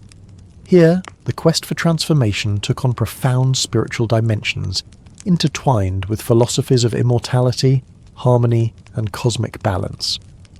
Picture a misty morning by a serene mountain temple in ancient China. The air is crisp, filled with the subtle scent of incense and blossoming plum trees. Monks and sages clad in simple robes move quietly through gardens, their eyes lifted toward the stars or focused on the delicate preparation of elixirs. In these sacred spaces, alchemy was not just a science but a spiritual discipline, a path toward extending life, achieving immortality, and aligning oneself with the Tao, the ultimate cosmic principle of harmony. Chinese alchemy is deeply connected to Taoism, a philosophy that emphasizes living in harmony with the natural world and the flow of qi, the vital energy that animates all things. Unlike the Western focus on metals and their transmutation, Taoist alchemists concentrated on the internal and external cultivation of life energy, seeking to refine both the body and spirit. One of the primary goals was the creation of the elixir of immortality, a legendary substance believed to grant eternal life or spiritual transcendence. This elixir was often derived from complex processes involving minerals, herbs, and metals such as cinnabar, mercury sulfide, jade, and gold. The preparation required meticulous timing, precise temperatures, and profound spiritual focus, a ritual in which the physical and metaphysical worlds converged. The practice of Needon, internal alchemy, sought to refine the energies within the body through meditation, breathing exercises, and visualization. Practitioners believed that by harmonizing the three vital treasures, Jing, essence, Qi, energy, and Shen, spirit, they could achieve spiritual immortality, transcending the cycle of birth and death. In parallel, Weiden, or external alchemy, involved the preparation of potions and substances to prolong life or induce spiritual visions. Many Chinese alchemists were also physicians and herbalists, blending practical medicine with mystical goals. Some of the earliest texts describe procedures for refining metals, extracting essences from plants, and creating powders and tinctures with both healing and spiritual purposes. The figure of the alchemist in China was both scientist and sage, a guardian of secret knowledge passed down through generations. The laboratory might include crucibles, furnaces, and specialized vessels, but it was also a sacred space of contemplation and ritual. In India, alchemy, often called rasayana, was similarly entwined with spirituality, medicine, and mysticism. Rooted in Ayurveda, the ancient system of healing, rasayana alchemy sought to rejuvenate the body, extend life, and transform base materials into precious substances. Indian alchemists experimented with mercury, parada, sulfur, and various minerals, using intricate processes to purify and combine them. Indian alchemy emphasized the idea of bindu, or the point of creation, reflecting a belief in the unity of the cosmos and the essential divinity within matter. Like their Chinese counterparts, Indian alchemists linked physical transformation with spiritual awakening, seeing their work as a means to balance the body, mind, and spirit. The pursuit of immortality was not only about escaping death, but achieving a higher state of consciousness and harmony with the universe. Alchemical texts from the region often include poetic descriptions of cosmic cycles, chakras, and energy centers within the body, blending metaphysics with practical experimentation. What is remarkable is how these Eastern traditions paralleled and yet diverged from Western and Islamic alchemical practices, forming a global mosaic of mystical science. Trade routes like the Silk Road facilitated the exchange of ideas, substances and techniques, allowing knowledge to flow across continents. Imagine a caravan crossing vast deserts and rugged mountains, carrying not only spices and silk, but also rare minerals, manuscripts and alchemical wisdom. This global movement connected distant scholars who, though separated by language and culture, shared a common fascination with the mysteries of transformation. The symbolism of alchemy, the union of opposites, the purification by fire, the quest for immortality, resonates across these cultures, highlighting a universal human longing to understand and transcend the limitations of the physical world. As you visualize these faraway lands and ancient practices, feel the calm reverberating through the ages, the steady rhythm of seekers who looked beyond the surface of reality. Their work reminds us that alchemy was not confined to any one place, but was a global quest, a shared journey into the heart of matter and spirit. As the shadows of the late medieval and early modern periods deepened across Europe, the atmosphere grew thick with fear and suspicion. A chilling tide of witch hunts swept through towns and villages, fueled by religious fervour, social unrest, and the dark imagination of those who saw evil lurking in every corner. Within this fraught landscape, alchemists, often misunderstood and secretive, found themselves caught in the same net of accusation and persecution as witches and sorcerers. Imagine a cold, damp night in a small European village. The wind moans softly through leafless trees, and the faint glow of torches flickers against timber-framed houses. Whispered rumours swirl in the tavern, tales of unnatural happenings, strange lights near the forest, and men and women consorting with spirits and demons. Among those whispered about is a reclusive figure, the local alchemist, whose obscure experiments and strange symbols inspire both awe and dread. The witch hunts were complex phenomena with many causes: economic hardship, fear of the unknown, religious zealotry, and misogyny all played their roles. But one key element was the association of any secret or esoteric knowledge with devilry. Alchemists, with their coded manuscripts, arcane symbols, and mysterious laboratory work, were easy targets for suspicion. The line between alchemy and witchcraft was often blurred. Both were seen as involving dealings with hidden forces, manipulation of nature, and perhaps the summoning of spirits. While some alchemists sought the Philosopher's Stone or the elixir of life, their use of potions, symbols, and rituals echoed practices condemned by the Church and feared by common folk. One of the most tragic stories is that of Johann Weyer, a physician and alchemist who lived during the 16th century. Weyer was a skeptic of witch hunts and argued against the persecution of alleged witches, stating that many accused were innocent and suffering from mental illness. Despite his efforts, he was himself branded a heretic for his opposition to the witch craze, illustrating how even voices of reason were silenced. In many trials, alchemists were accused of forging pacts with the devil, performing unholy rituals, or using magical powders and talismans to cause harm. Testimonies, often extracted under torture, spoke of secret meetings, demon invocations, and transformations. The courts were eager to root out such perceived evils, and an accused alchemist faced a grim fate: imprisonment, torture, or execution. Consider the imagery of a trial, the accused bound and trembling, the courtroom filled with fear and suspicion, the judge intoning prayers to condemn the wicked arts. The alchemist's books and tools might be burned as evidence of dark magic, his laboratory destroyed to prevent further sinister acts. Yet the reality was often more nuanced. Many alchemists were simply scholars and experimenters, curious and dedicated to uncovering nature's secrets. Their practices were misinterpreted or deliberately maligned by those who feared the power of hidden knowledge. The witch hunts also reflect broader societal anxieties. In a time of plague, famine, and political upheaval, communities sought scapegoats for their suffering. The alchemist, mysterious and aloof, became an emblem of otherness, a symbol of the unknown and potentially dangerous.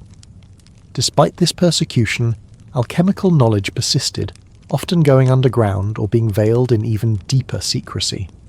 Manuscripts were hidden, symbols made more cryptic, and practices confined to trusted circles. This resilience allowed alchemy to survive into the Renaissance and beyond, influencing science, medicine, and philosophy. As you reflect on this dark chapter, imagine the heavy silence after a trial, the loss, the fear, the bravery of those who pursued knowledge despite the danger. The witch hunts remind us how fear can cloud judgment, and how the pursuit of truth often requires courage in the face of misunderstanding. The alchemist's story in the witch hunts is a poignant reminder of the tension between knowledge and power, secrecy and revelation, light and shadow. It is a testament to the enduring human quest to grasp the mysteries of the universe, even when that quest is fraught with peril. As we continue our journey through the intricate web of alchemical history, we now enter one of its most profound and mysterious veins, the influence of Hermeticism on alchemy. Hermeticism, a philosophical and esoteric tradition based on the writings attributed to Hermes Trismegistus, profoundly shaped alchemical thought, weaving together spiritual wisdom, cosmic laws, and the quest for transformation. Picture for a moment the image of Hermes Trismegistus, an ancient sage, both human and divine, whose wisdom spanned centuries. He was seen as the messenger of the gods, a figure who carried the keys to understanding the mysteries of the universe. His teachings, enshrined in texts such as the Corpus Hermeticum, explored the nature of reality, the relationship between the material and spiritual worlds, and the process of spiritual awakening. The Corpus Hermeticum contains a series of writings that delve into subjects such as cosmology, alchemy, astrology, and theurgy, the invocation of divine powers. These teachings stressed the unity of all things, the interconnectedness of the cosmos, and the idea that through knowledge, human beings could align themselves with divine forces and achieve spiritual enlightenment. One of the most influential aspects of Hermeticism was its emphasis on the as above, so below principle. This phrase, often attributed to the emerald tablet of Hermes Trismegistus, encapsulates the idea that the microcosm, the human being, and the macrocosm, the universe, are reflections of each other. The physical world and the spiritual realm are deeply intertwined. Understanding one leads to understanding the other. For the alchemist, this principle was the very foundation of their work, the idea that the transformation of base materials could mirror the transformation of the soul. Imagine the alchemist, deep in thought, standing over a glowing crucible, contemplating the reflections of stars and planets above, believing that their work in the lab mirrored the movements of the heavens. The Hermetic axiom was a guiding light, suggesting that through their alchemical operations they were not just changing the material world, but also refining their own inner being. Hermeticism also offered a view of the universe as a living, breathing entity, imbued with spirit and intelligence. This pantheistic view shaped alchemical thought, as it suggested that by understanding the nature of matter, the alchemist could connect with the divine. Everything, from the smallest grain of dust to the vastness of the cosmos, was seen as infused with divine intelligence, a divine spark that could be ignited through the alchemical process. The goal of alchemy was, therefore, not just the transmutation of metals, but the transmutation of the self. The philosopher's stone, the legendary substance that could turn base metals into gold, was also a symbol of spiritual enlightenment and immortality. The alchemist's pursuit of the stone was an allegory for the soul's quest to reach the highest state of perfection, to transcend the limitations of the material world and unite with the divine. But Hermeticism also taught that this path was not easy. The alchemist, like the Hermetic sage, had to undergo a process of purification, overcoming the impurities of the body and mind. The philosopher's stone, in this sense, was not merely a substance but a state of being, a perfected state where the alchemist could understand the mysteries of the universe and achieve spiritual illumination. The integration of Hermetic principles into alchemy led to a rich symbiosis between the two traditions. Alchemists not only saw their work as scientific but as a deeply spiritual practice. The Hermetic texts emphasized that true knowledge was hidden from the uninitiated, and only those who had transcended the mundane world could unlock its secrets. This idea of hidden knowledge mirrored the alchemical process itself, where the work of purification and transformation required a deep inner journey of self-discovery. Symbols played a crucial role in this journey. The use of the Ouroboros, the snake eating its own tail, which represents eternity and cyclical transformation, was a key Hermetic symbol that found its way into alchemical texts. The caduceus, the staff entwined by two serpents, was another symbol associated with Hermes and alchemical transformation. These symbols, along with others like the Philosopher's Stone, were not just mystical representations, but deeply meaningful symbols that guided the alchemist on their spiritual path. Hermeticism also deeply influenced the practice of theurgy, or the invocation of divine forces in alchemy. Alchemists believed that by aligning themselves with celestial and divine energies, they could tap into the primal forces that governed nature. Rituals, prayers, and invocations were often employed in the laboratory to invite divine inspiration and to guide the alchemical process. The Hermetic teachings, with their focus on self-transformation and divine unity, also impacted how alchemists viewed their own work. Alchemy was no longer just the manipulation of matter, it became a sacred art, one in which the alchemist was not merely a scientist but a priest or mystic.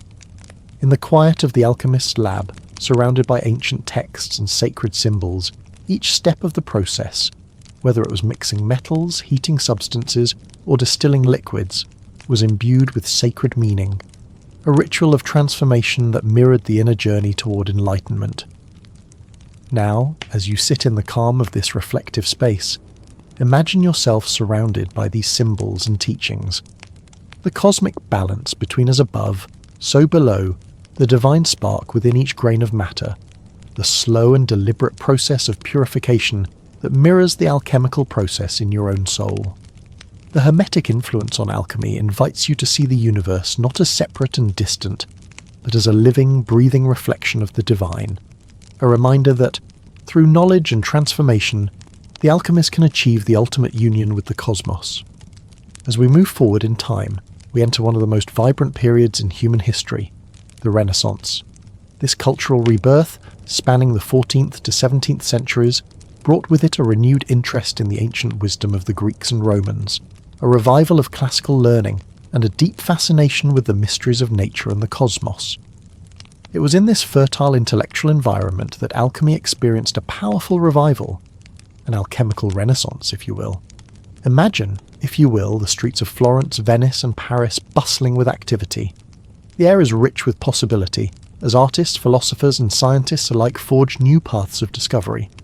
In the background, the towering figures of Leonardo da Vinci, Michelangelo, and Galileo stand at the forefront of human achievement, pushing the boundaries of art and science. But amidst this explosion of creativity and knowledge, alchemy found its place as both a science and a philosophy, a way to bridge the material and the divine. During this time, alchemy became a central part of the intellectual current known as humanism. Humanists believed in the potential for human beings to unlock the secrets of the universe through study, reason, and experimentation.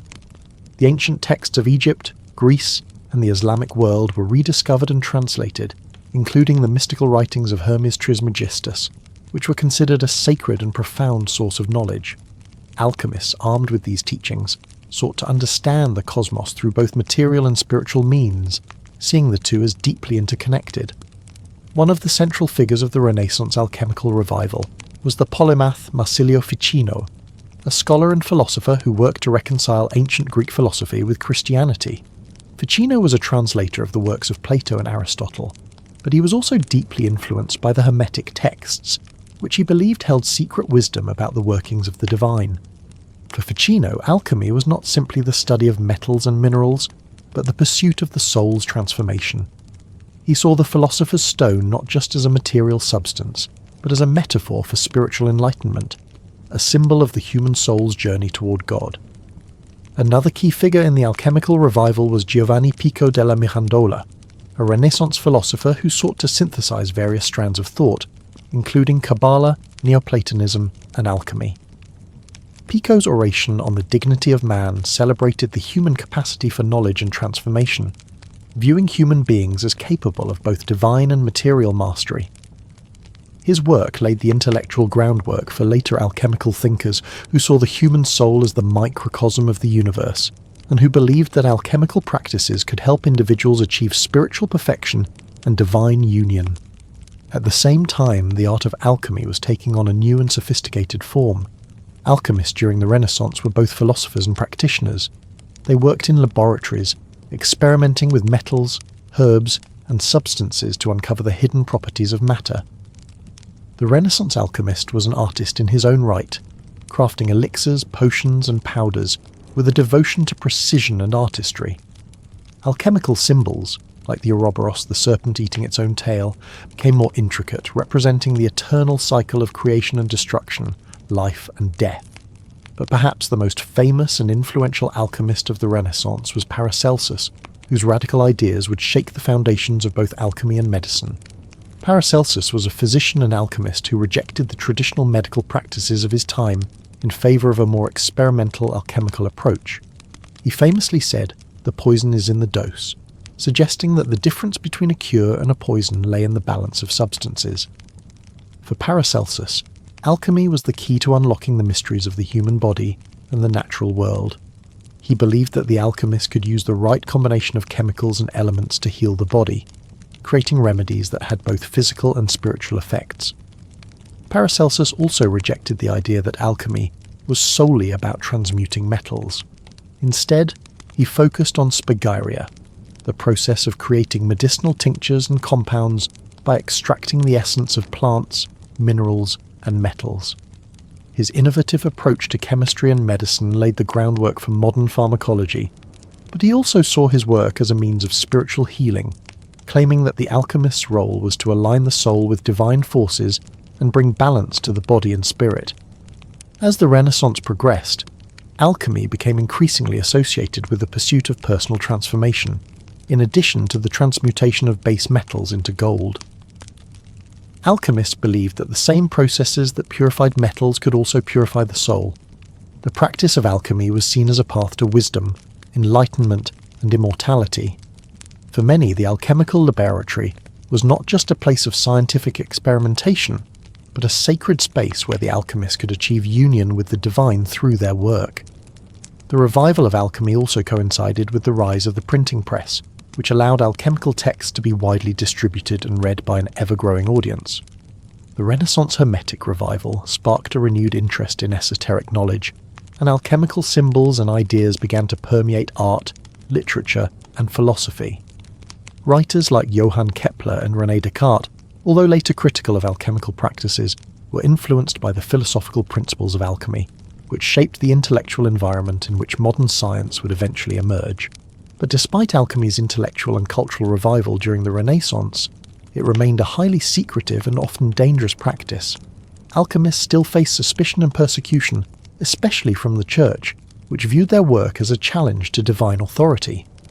The Church's condemnation of alchemy, associating it with heresy and witchcraft, continued to pose a threat to alchemists, forcing many to work in secret, under pseudonyms or in underground circles. Yet, for all the dangers and challenges, the Renaissance marked the alchemist's golden age, a time when ancient wisdom was revived and alchemy evolved into both a scientific discipline and a spiritual journey.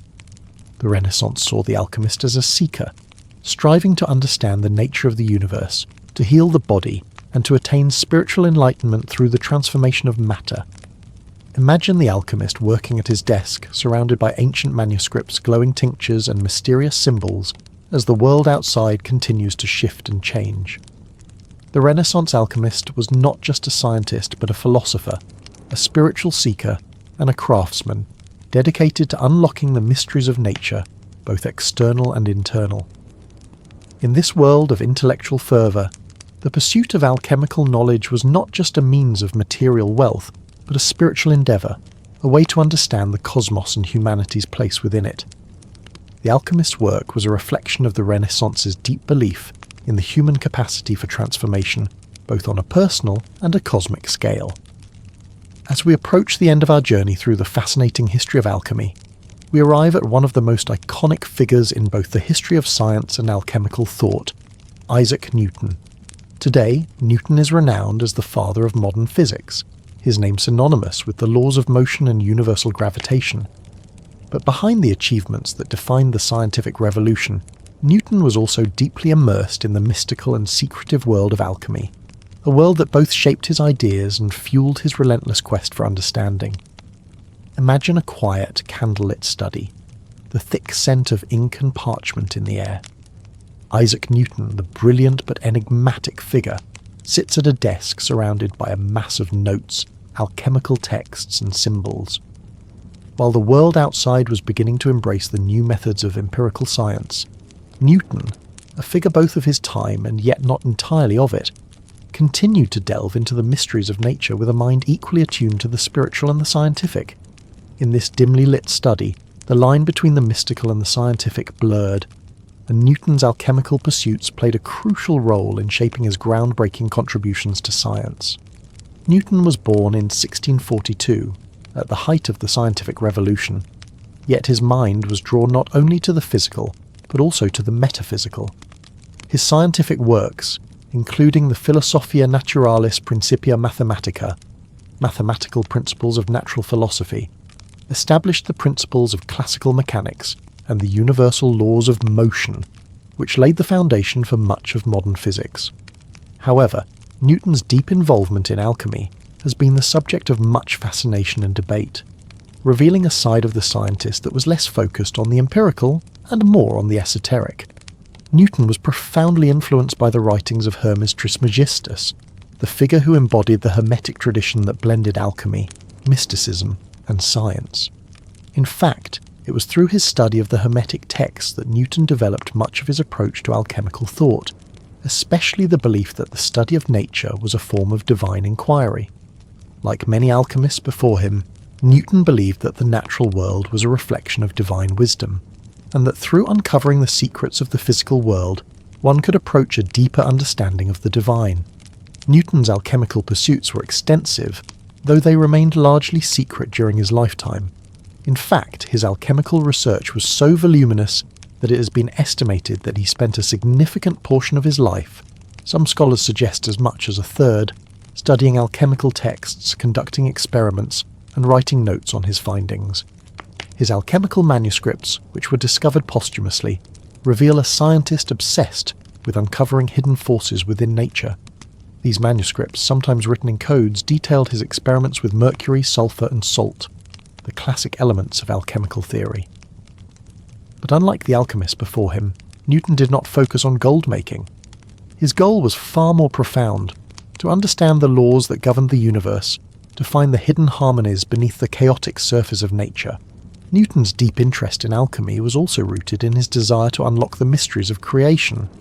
He was particularly fascinated by the notion of the philosopher's stone, not just as a material object capable of transmuting base metals into gold, but as a symbol of the spiritual enlightenment that could transform the human soul. His belief in the divine nature of matter led him to study how alchemical processes mirrored the divine order of the universe. Newton's quest to understand the workings of the cosmos was a search not only for scientific truth, but also for spiritual understanding. In his alchemical writings, Newton attempted to explain the mystical properties of matter, arguing that substances were not just physical objects, but were imbued with spiritual significance. His notion of gravity, for instance, was influenced by the alchemical view that all things were interconnected by invisible forces. Though he would eventually define gravity in purely physical terms, Newton's alchemical studies hinted at his belief that the universe was guided by a deeper divine force, an idea that echoed the Hermetic understanding of the cosmos as a living, interconnected entity. Despite his alchemical pursuits, Newton was also one of the key figures responsible for moving science away from the mystical and towards the empirical. His theories of motion and gravitation were based on careful observation and mathematical reasoning, setting the stage for the modern scientific method. Yet Newton's approach to science was not entirely divorced from his mystical and alchemical interests. In fact, many of his scientific endeavours were shaped by his belief that understanding the physical world was inseparable from understanding the divine. In some ways, Newton's alchemical research was also a form of intellectual exploration. While he conducted experiments with substances like mercury and lead, he also dabbled in metaphysical speculation, attempting to reconcile his scientific work with his mystical beliefs. Some of Newton's writings suggest that he saw the natural world as a vast laboratory, in which God's design could be discovered by deciphering the hidden codes of nature. For Newton, science was a means of uncovering divine truths, just as alchemy had been for the mystics who came before him. However, despite the profound influence of alchemy on his early intellectual development, Newton's later works increasingly turned toward the objective, scientific worldview that would define modern science. The publication of Principia Mathematica in 1687 cemented his place in the history of science, presenting his theories of gravitation and motion in a mathematical framework that would shape centuries of scientific thought. As the scientific community embraced these new ideas, the mystical and alchemical aspects of Newton's work were largely overshadowed. Yet, the legacy of Newton's alchemical studies did not vanish entirely. His blending of science and mysticism inspired later thinkers and scholars, particularly in the 19th century, who sought to explore the connections between spirituality and science. Newton's alchemical works were rediscovered, and modern scholars have come to appreciate the complexity of his intellectual life, recognizing that the man who formulated the laws of motion and gravity was also a seeker of hidden truths, drawn to the mystical and the mysterious. Imagine the quiet contemplation of Newton in his study, surrounded by scrolls and manuscripts, his mind constantly at work, reconciling the scientific with the spiritual, the empirical with the divine. For all his achievements in mathematics and physics, Newton remained a deeply spiritual man, a seeker of deeper truths in both the natural world and the human soul. His life and work remind us that science and mysticism, though often seen as opposites, have historically coexisted, and that the pursuit of knowledge is not just a search for facts, but a quest for deeper meaning in the universe. As we venture into the 18th century, the world is on the brink of monumental change. The Age of Enlightenment, with its focus on reason, empirical evidence, and scientific progress, is about to sweep away centuries of mystical thought and superstitious practices. This period, which championed the ideals of rationality and human progress, marked the slow but steady decline of alchemy as it was gradually replaced by modern science. Imagine the shift in the intellectual air, once dominated by spiritual inquiries, mystical rituals, and the alchemists' hidden laboratories, now filled with the crisp, invigorating winds of experimentation and objectivity. The Enlightenment philosophers, mathematicians, and scientists, figures such as René Descartes, Isaac Newton, and Jean-Jacques Rousseau, rejected the occult theories and speculative practices that had once fueled alchemical thought. The new focus was on observable phenomena, rigorous experimentation, and the belief that human beings, through reason, could unlock the secrets of the universe without resorting to magical or mystical explanations. It was during this intellectual revolution that alchemy began its slow and painful transformation into what we now recognize as chemistry. The very foundation of alchemy, its deep-rooted connection to the mystical, the metaphysical and the magical, began to fade into the background. The pursuit of the philosopher's stone, which had once symbolized the quest for spiritual and material perfection, was now seen as an outdated pseudo-scientific fantasy. The transmutation of base metals into gold, a key alchemical goal, was no longer the focus of serious scientific inquiry. Instead, the study of chemistry began to center on the properties of matter and the principles of atomic structure and chemical reactions. However, this transition was neither simple nor swift. Even as the Enlightenment thinkers began to define science as a rigorous, evidence-based pursuit, many scientists continued to hold on to alchemical ideas, albeit in a more redefined and scientific context. Figures such as Antoine Lavoisier, often called the father of modern chemistry, worked to systematically understand the nature of chemical reactions. But even Lavoisier was influenced by the alchemical tradition in his early years. Lavoisier's contributions to the study of chemistry were groundbreaking. His identification of oxygen, his work on the law of conservation of mass, and his emphasis on careful measurement and experimentation marked a clear break from alchemical speculation. However, much of his early work still carried traces of alchemical thinking, especially in his exploration of how substances interacted in closed systems. The transition from the alchemist's vision of transformation to the chemist's empirical experimental approach was gradual. But by the end of the 18th century, the age of alchemy as a mystical and magical pursuit was effectively over. Despite the growing skepticism surrounding alchemy, many alchemists continued their work, albeit on the fringes of the scientific world. They held on to their belief that material and spiritual transformation were intertwined, and that alchemy was not just about changing substances, but also about changing the soul. Yet as the scientific method became more deeply entrenched, the alchemical pursuit of hidden, secret knowledge began to be viewed with increasing derision. The chemical revolution, which unfolded in the late 18th century, was the final blow to alchemy's mystical legacy. The work of Joseph Priestley, Carl Wilhelm Scheele, and Lavoisier in understanding gases, chemical reactions, and the properties of substances left little room for alchemical metaphysics. The idea of phlogiston, which had been a dominant alchemical theory about combustion, was debunked, replaced by a clearer understanding of oxygen's role in burning.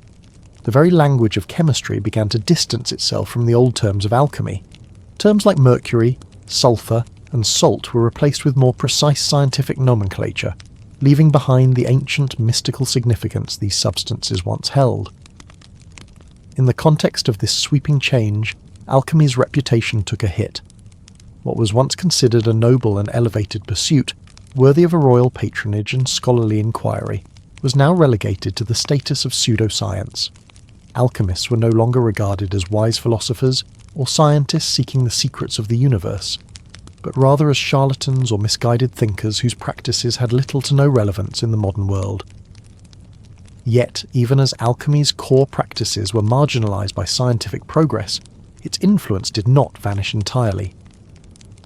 While the mystical aspects of alchemy were largely abandoned, alchemical symbolism, language, and themes continued to shape certain philosophical and esoteric traditions.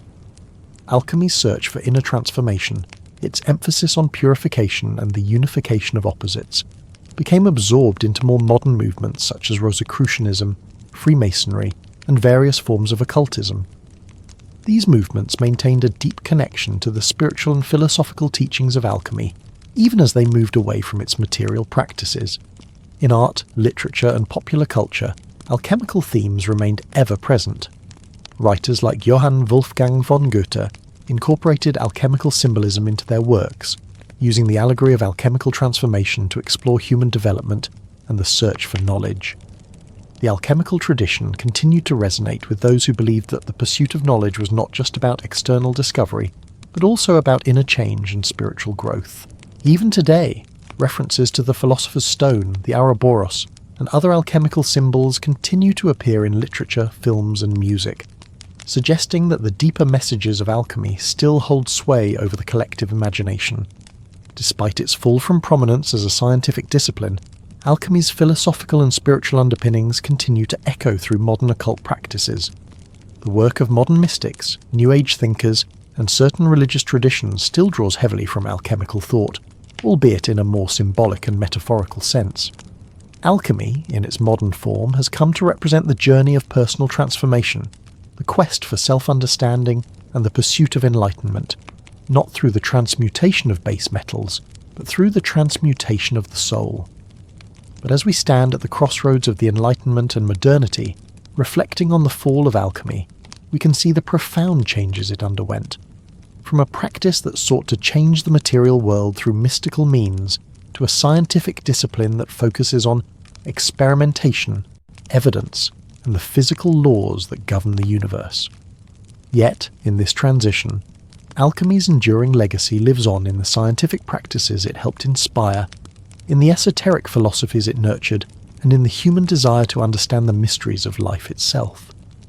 As the last embers of the alchemical fire flicker out, they leave behind a legacy not of superstition and magical thinking, but of a deeper yearning for knowledge, for transformation, and for the revelation of secrets hidden within both the physical world and the human soul. As we enter the 17th and 18th centuries, the world of alchemy begins to fade into the shadows of history. The Age of Enlightenment, with its devotion to reason, scientific progress, and empirical observation, has swept away much of the mystical, metaphysical practices that once defined alchemical thought. Yet, even in the face of rising skepticism and the triumph of modern science, a few stalwart individuals continued to pursue the ancient art of alchemy. These final alchemists, though marginalized by the mainstream scientific community, carried the torch of their tradition, holding to the belief that the pursuit of knowledge and transformation was not just a material venture, but a deeply spiritual and esoteric one. Imagine, if you will, a small dimly lit laboratory hidden from the world, its shelves lined with jars containing mysterious powders, bottles of bubbling liquids, and carefully inscribed scrolls containing forgotten wisdom. The faint flicker of candlelight dances against the walls, casting shadows over the faces of these last alchemists, men and women who remained resolute in their devotion to the transmutation of not just base metals, but the soul itself. These alchemists were not mere dreamers or charlatans. They were the guardians of a tradition that spanned millennia, and they believed, even in the face of modernity, that alchemical knowledge could lead to spiritual enlightenment and the revelation of hidden truths about the universe. The 17th century marked the twilight of the alchemical tradition, as figures like Robert Boyle, Sir Isaac Newton, and Antoine Lavoisier ushered in the dawn of modern chemistry. These luminaries laid the groundwork for the development of the scientific method, which emphasized experimentation, observation, and empirical validation. As a result, the mystical and magical elements of alchemy became increasingly irrelevant in the eyes of the scientific community.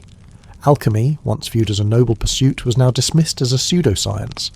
But despite this cultural shift, a few committed individuals continued to practice alchemy, even if it meant operating in secrecy. These last alchemists were driven not by a desire to turn lead into gold, but by a deep, almost mystical conviction that alchemy represented more than just the transformation of physical substances. To them, it was about spiritual transformation, a process of purification and enlightenment that could reveal the hidden laws of the universe. One such figure was Michael Meyer, a German alchemist and physician who lived during the early 17th century. Meyer was deeply influenced by the Hermetic tradition and was a proponent of the idea that alchemy could lead to spiritual rebirth. His works, which combined alchemical symbolism with Christian mysticism, were some of the most significant of his time. Meyer believed that alchemical knowledge was a key to understanding divine truths, and that the ultimate goal of alchemy was to achieve harmony between the spiritual and material worlds. His book, Atalantifugians, published in 1617, is one of the most famous alchemical works of the Renaissance, and reflects his belief that alchemy was a deeply symbolic path to spiritual enlightenment. Another key figure in the decline of alchemy was Jean-Baptiste van Helmont, a Flemish chemist and physician whose work bridged the gap between medieval alchemy and modern chemistry. Van Helmont was fascinated by the concept of gas, which led to his development of the theory that air and water were fundamental to the process of combustion. Although he did not fully abandon alchemy, his work on gases and the nature of substances foreshadowed the rise of chemistry as a legitimate scientific discipline. His refusal to completely relinquish alchemy shows how, even in the face of emerging scientific principles, some still clung to the old ways. Perhaps one of the most famous last alchemists of this era was Cagliostro, an Italian adventurer and occultist who rose to prominence in the 18th century. Known for his flamboyant personality and mystical practices, Cagliostro was a self-proclaimed alchemist, healer, and spiritual teacher who claimed to possess the secrets of the Philosopher's Stone. His work was deeply influenced by Hermeticism and the Rosicrucian tradition, which emphasized the pursuit of hidden knowledge and spiritual ascension. Cagliostro's mystical practices included rituals, invocations, and the creation of alchemical elixirs, all aimed at achieving personal transformation and enlightenment. Although he was eventually arrested by the Inquisition for his supposed heretical practices, his legacy as a practitioner of the occult and alchemy lived on. Even after the rise of the modern science and the decline of alchemy as a scientific practice, some individuals continued to see value in alchemy's spiritual and philosophical teachings. These alchemists saw the traditional goals of alchemy, the transformation of base metals, the discovery of the Philosopher's Stone, the pursuit of immortality, as symbolic, representing the inner transformation of the self. The metaphorical understanding of alchemy, in which the Philosopher's Stone symbolized spiritual enlightenment and purification, found new life in the mystical and occult movements of the 19th and 20th centuries. For example, the Rosicrucians, a mystical and esoteric organization that emerged in the early 17th century, embraced many of the ideals of alchemy. The Rosicrucians saw alchemy as a means of attaining spiritual knowledge and enlightenment, and their belief in the transformation of the soul through alchemical processes became central to their philosophy. The Rosicrucian manifestos, which circulated widely in Europe, emphasized the pursuit of wisdom, the importance of divine knowledge, and the need for personal transformation, all ideas that had been at the heart of alchemical thought for centuries. Similarly, the Freemasons, a secret society with roots in medieval stonemasonry, adopted alchemical symbolism and philosophy into their own rituals and teachings. The Freemasons, like the alchemists, believed in the idea of inner transformation and the quest for enlightenment. The symbolic use of the square and compass, the apron worn by initiates, and the references to light and darkness all reflect alchemical ideas about purification and spiritual ascent. As the 18th century drew to a close, the world was increasingly divided between the scientific rationalism of the Enlightenment and the mysticism of the esoteric traditions. The last alchemists, those who continued to work in secrecy and with hidden symbols, were increasingly seen as outsiders, relics of a bygone era. Yet their work, especially their philosophical and spiritual teachings, would not be forgotten. Alchemy's influence persisted, albeit in a more symbolic and metaphysical form, in the esoteric traditions that continued to flourish into the 19th and 20th centuries. Even today, alchemical symbols and ideas continue to influence modern spirituality, art and literature. The philosopher's stone, the Ouroboros, the idea of transmutation, and the quest for divine wisdom are all still present in contemporary thought, often appearing in literature, movies, and the broader cultural imagination. Alchemy, in its final form, has become a symbol of personal transformation and spiritual growth. The belief that, through understanding the hidden laws of nature, we can unlock the deepest secrets of our own souls. In the quiet, secluded laboratories of these last alchemists, where the fires of the past still flickered in the shadows, the tradition of alchemy lingered on, not as a science of material transformation, but as a spiritual path leading to deeper wisdom, inner peace, and ultimate enlightenment. As we stand at the intersection of history and myth, looking back over the centuries that have passed since the height of alchemy, we are left with a profound sense of its enduring legacy. The age of alchemical transformation, once a vivid and mystical journey towards spiritual enlightenment and material transformation, has given way to the more grounded world of modern science. However, as we move through the corridors of time, we begin to see that alchemy's influence has not vanished. Instead, it has taken root in the very fabric of modern thought and culture. From the laboratories of modern chemists to the secretive rites of occult societies, the traces of alchemical philosophy, symbolism and symbolism are woven into the tapestry of the present. As alchemy faded from the realm of scientific inquiry, the alchemical tradition found a second life in the world of the occult. In many ways, alchemy's mystical side, its focus on spiritual transformation, hidden knowledge, and the merging of opposites, has persisted and flourished in the esoteric movements that followed. The Rosicrucians, the Freemasons, and the Hermetic Order of the Golden Dawn, secretive societies dedicated to spiritual wisdom and personal transformation, adopted alchemical teachings as part of their core philosophy. In the Rosicrucian manifestos of the early 17th century, alchemy was presented not as a mere material science, but as a deeply spiritual discipline. The Rosicrucians saw alchemy as a means of discovering the divine order of the universe and achieving personal enlightenment. They believed that by studying the processes of transmutation, both physical and spiritual, one could uncover the hidden patterns of the cosmos and reach a state of harmony with the divine. Their emphasis on inner transformation, purification, and the search for wisdom mirrored the goals of the ancient alchemists who sought to transcend the mundane and reach a higher state of being. The Freemasons, with their secretive rituals and initiation ceremonies, also carried the alchemical flame into the modern world. The symbols of alchemy, the square and compass, the all-seeing eye, and the philosopher's stone, are present in the iconography of the Freemasons, and their teachings emphasize the idea of spiritual and personal growth through initiation and enlightenment. Like the alchemists before them, the Freemasons believe that the quest for knowledge is not just an intellectual endeavour, but a deeply transformative process that leads to self-realization and spiritual awakening. In addition to these secret societies, alchemy's influence also reached the realms of art, literature and philosophy. Writers such as Johann Wolfgang von Goethe and William Blake were deeply inspired by alchemical ideas, and their works are filled with alchemical imagery and themes. Goethe's Faust, for example, is a powerful allegory of the alchemical journey in which the protagonist seeks not only material wealth, but also spiritual transcendence. The Philosopher's Stone, which symbolizes the ultimate achievement in alchemical tradition, serves as a metaphor for the inner transformation that Faust undergoes, just as the alchemist seeks the purification of both the soul and the body. In the world of modern spirituality, alchemy's legacy lives on in the New Age movement, which draws heavily on esoteric and mystical traditions, including alchemy. Modern-day practitioners of alchemy often interpret its principles symbolically, seeing alchemical processes as metaphors for personal growth and spiritual development.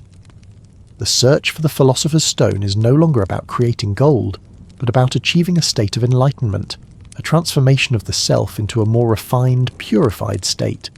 The concept of transmutation, central to alchemy, is understood today as the transformation of one's consciousness, the evolution of the soul from a base, material existence to a higher, spiritual one.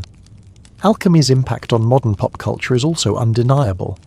From films like The Matrix to novels like Harry Potter, alchemical symbols and themes are often woven into the narrative fabric, reflecting our collective fascination with transformation and the search for deeper meaning. The Philosopher's Stone, which was once thought to hold the secret of immortality, has become a symbol of ultimate power, wisdom, and transcendence in countless stories. In these modern retellings, alchemy's mystical pursuit is often intertwined with themes of self-discovery, the battle between good and evil, and the quest for inner truth. But it is not just in fiction that alchemy's influence persists. The very language of chemistry, the study of atoms, molecules, and reactions, owes much to the alchemists, who first laid the groundwork for understanding the nature of matter. While alchemy's mystical goals of gold-making and immortality may have been dismissed by the scientific community, the alchemists' meticulous work with substances, their detailed observations of chemical reactions, and their pursuit of understanding the elements provided the foundation for modern chemistry. The great work of the alchemist, which sought to uncover the hidden laws of nature, continues today in the work of scientists who seek to understand the very building blocks of the universe. In the field of psychology, Carl Jung, one of the most influential figures in modern thought, was profoundly impacted by alchemy. Jung saw alchemical symbolism as a representation of the psychic process of individuation, the process by which an individual integrates the conscious and unconscious aspects of the self, achieving psychological wholeness. For Jung, the alchemical work was not just about transforming substances, but about transforming the psyche itself. He saw the Philosopher's Stone as a symbol of the self-realized person, someone who has achieved a state of integration and spiritual maturity. His writings on alchemy, such as Psychology and Alchemy, explore how the alchemical process mirrors the psychological journey of personal transformation. In the realm of art, alchemical themes continue to inspire contemporary artists who explore the intersection of science, spirituality, and the unknown. The great work, with its emphasis on transformation, metamorphosis, and the merging of opposites, provides rich imagery for artists seeking to express the complexities of human existence. Whether through visual art, music, or performance, the alchemical process remains a powerful metaphor for artistic creation and personal growth. As we reflect on the legacy of alchemy, we can see that its influence extends far beyond the laboratory. It has shaped our understanding of the world and the self, offering a path to inner transformation and enlightenment that continues to resonate with us today. While the material practices of alchemy may have been replaced by modern chemistry, the symbolic and philosophical aspects of alchemy have found a new home in the mystical and esoteric traditions that continue to thrive. The quest for hidden knowledge, the pursuit of personal transformation, and the belief in a deeper, interconnected universe are all ideas that trace their roots back to the alchemists of old. And so, as we stand on the threshold of the modern world, we're reminded that alchemy is not merely a relic of the past, but a living tradition, one that continues to inspire, challenge, and transform those who seek to understand the mysteries of existence.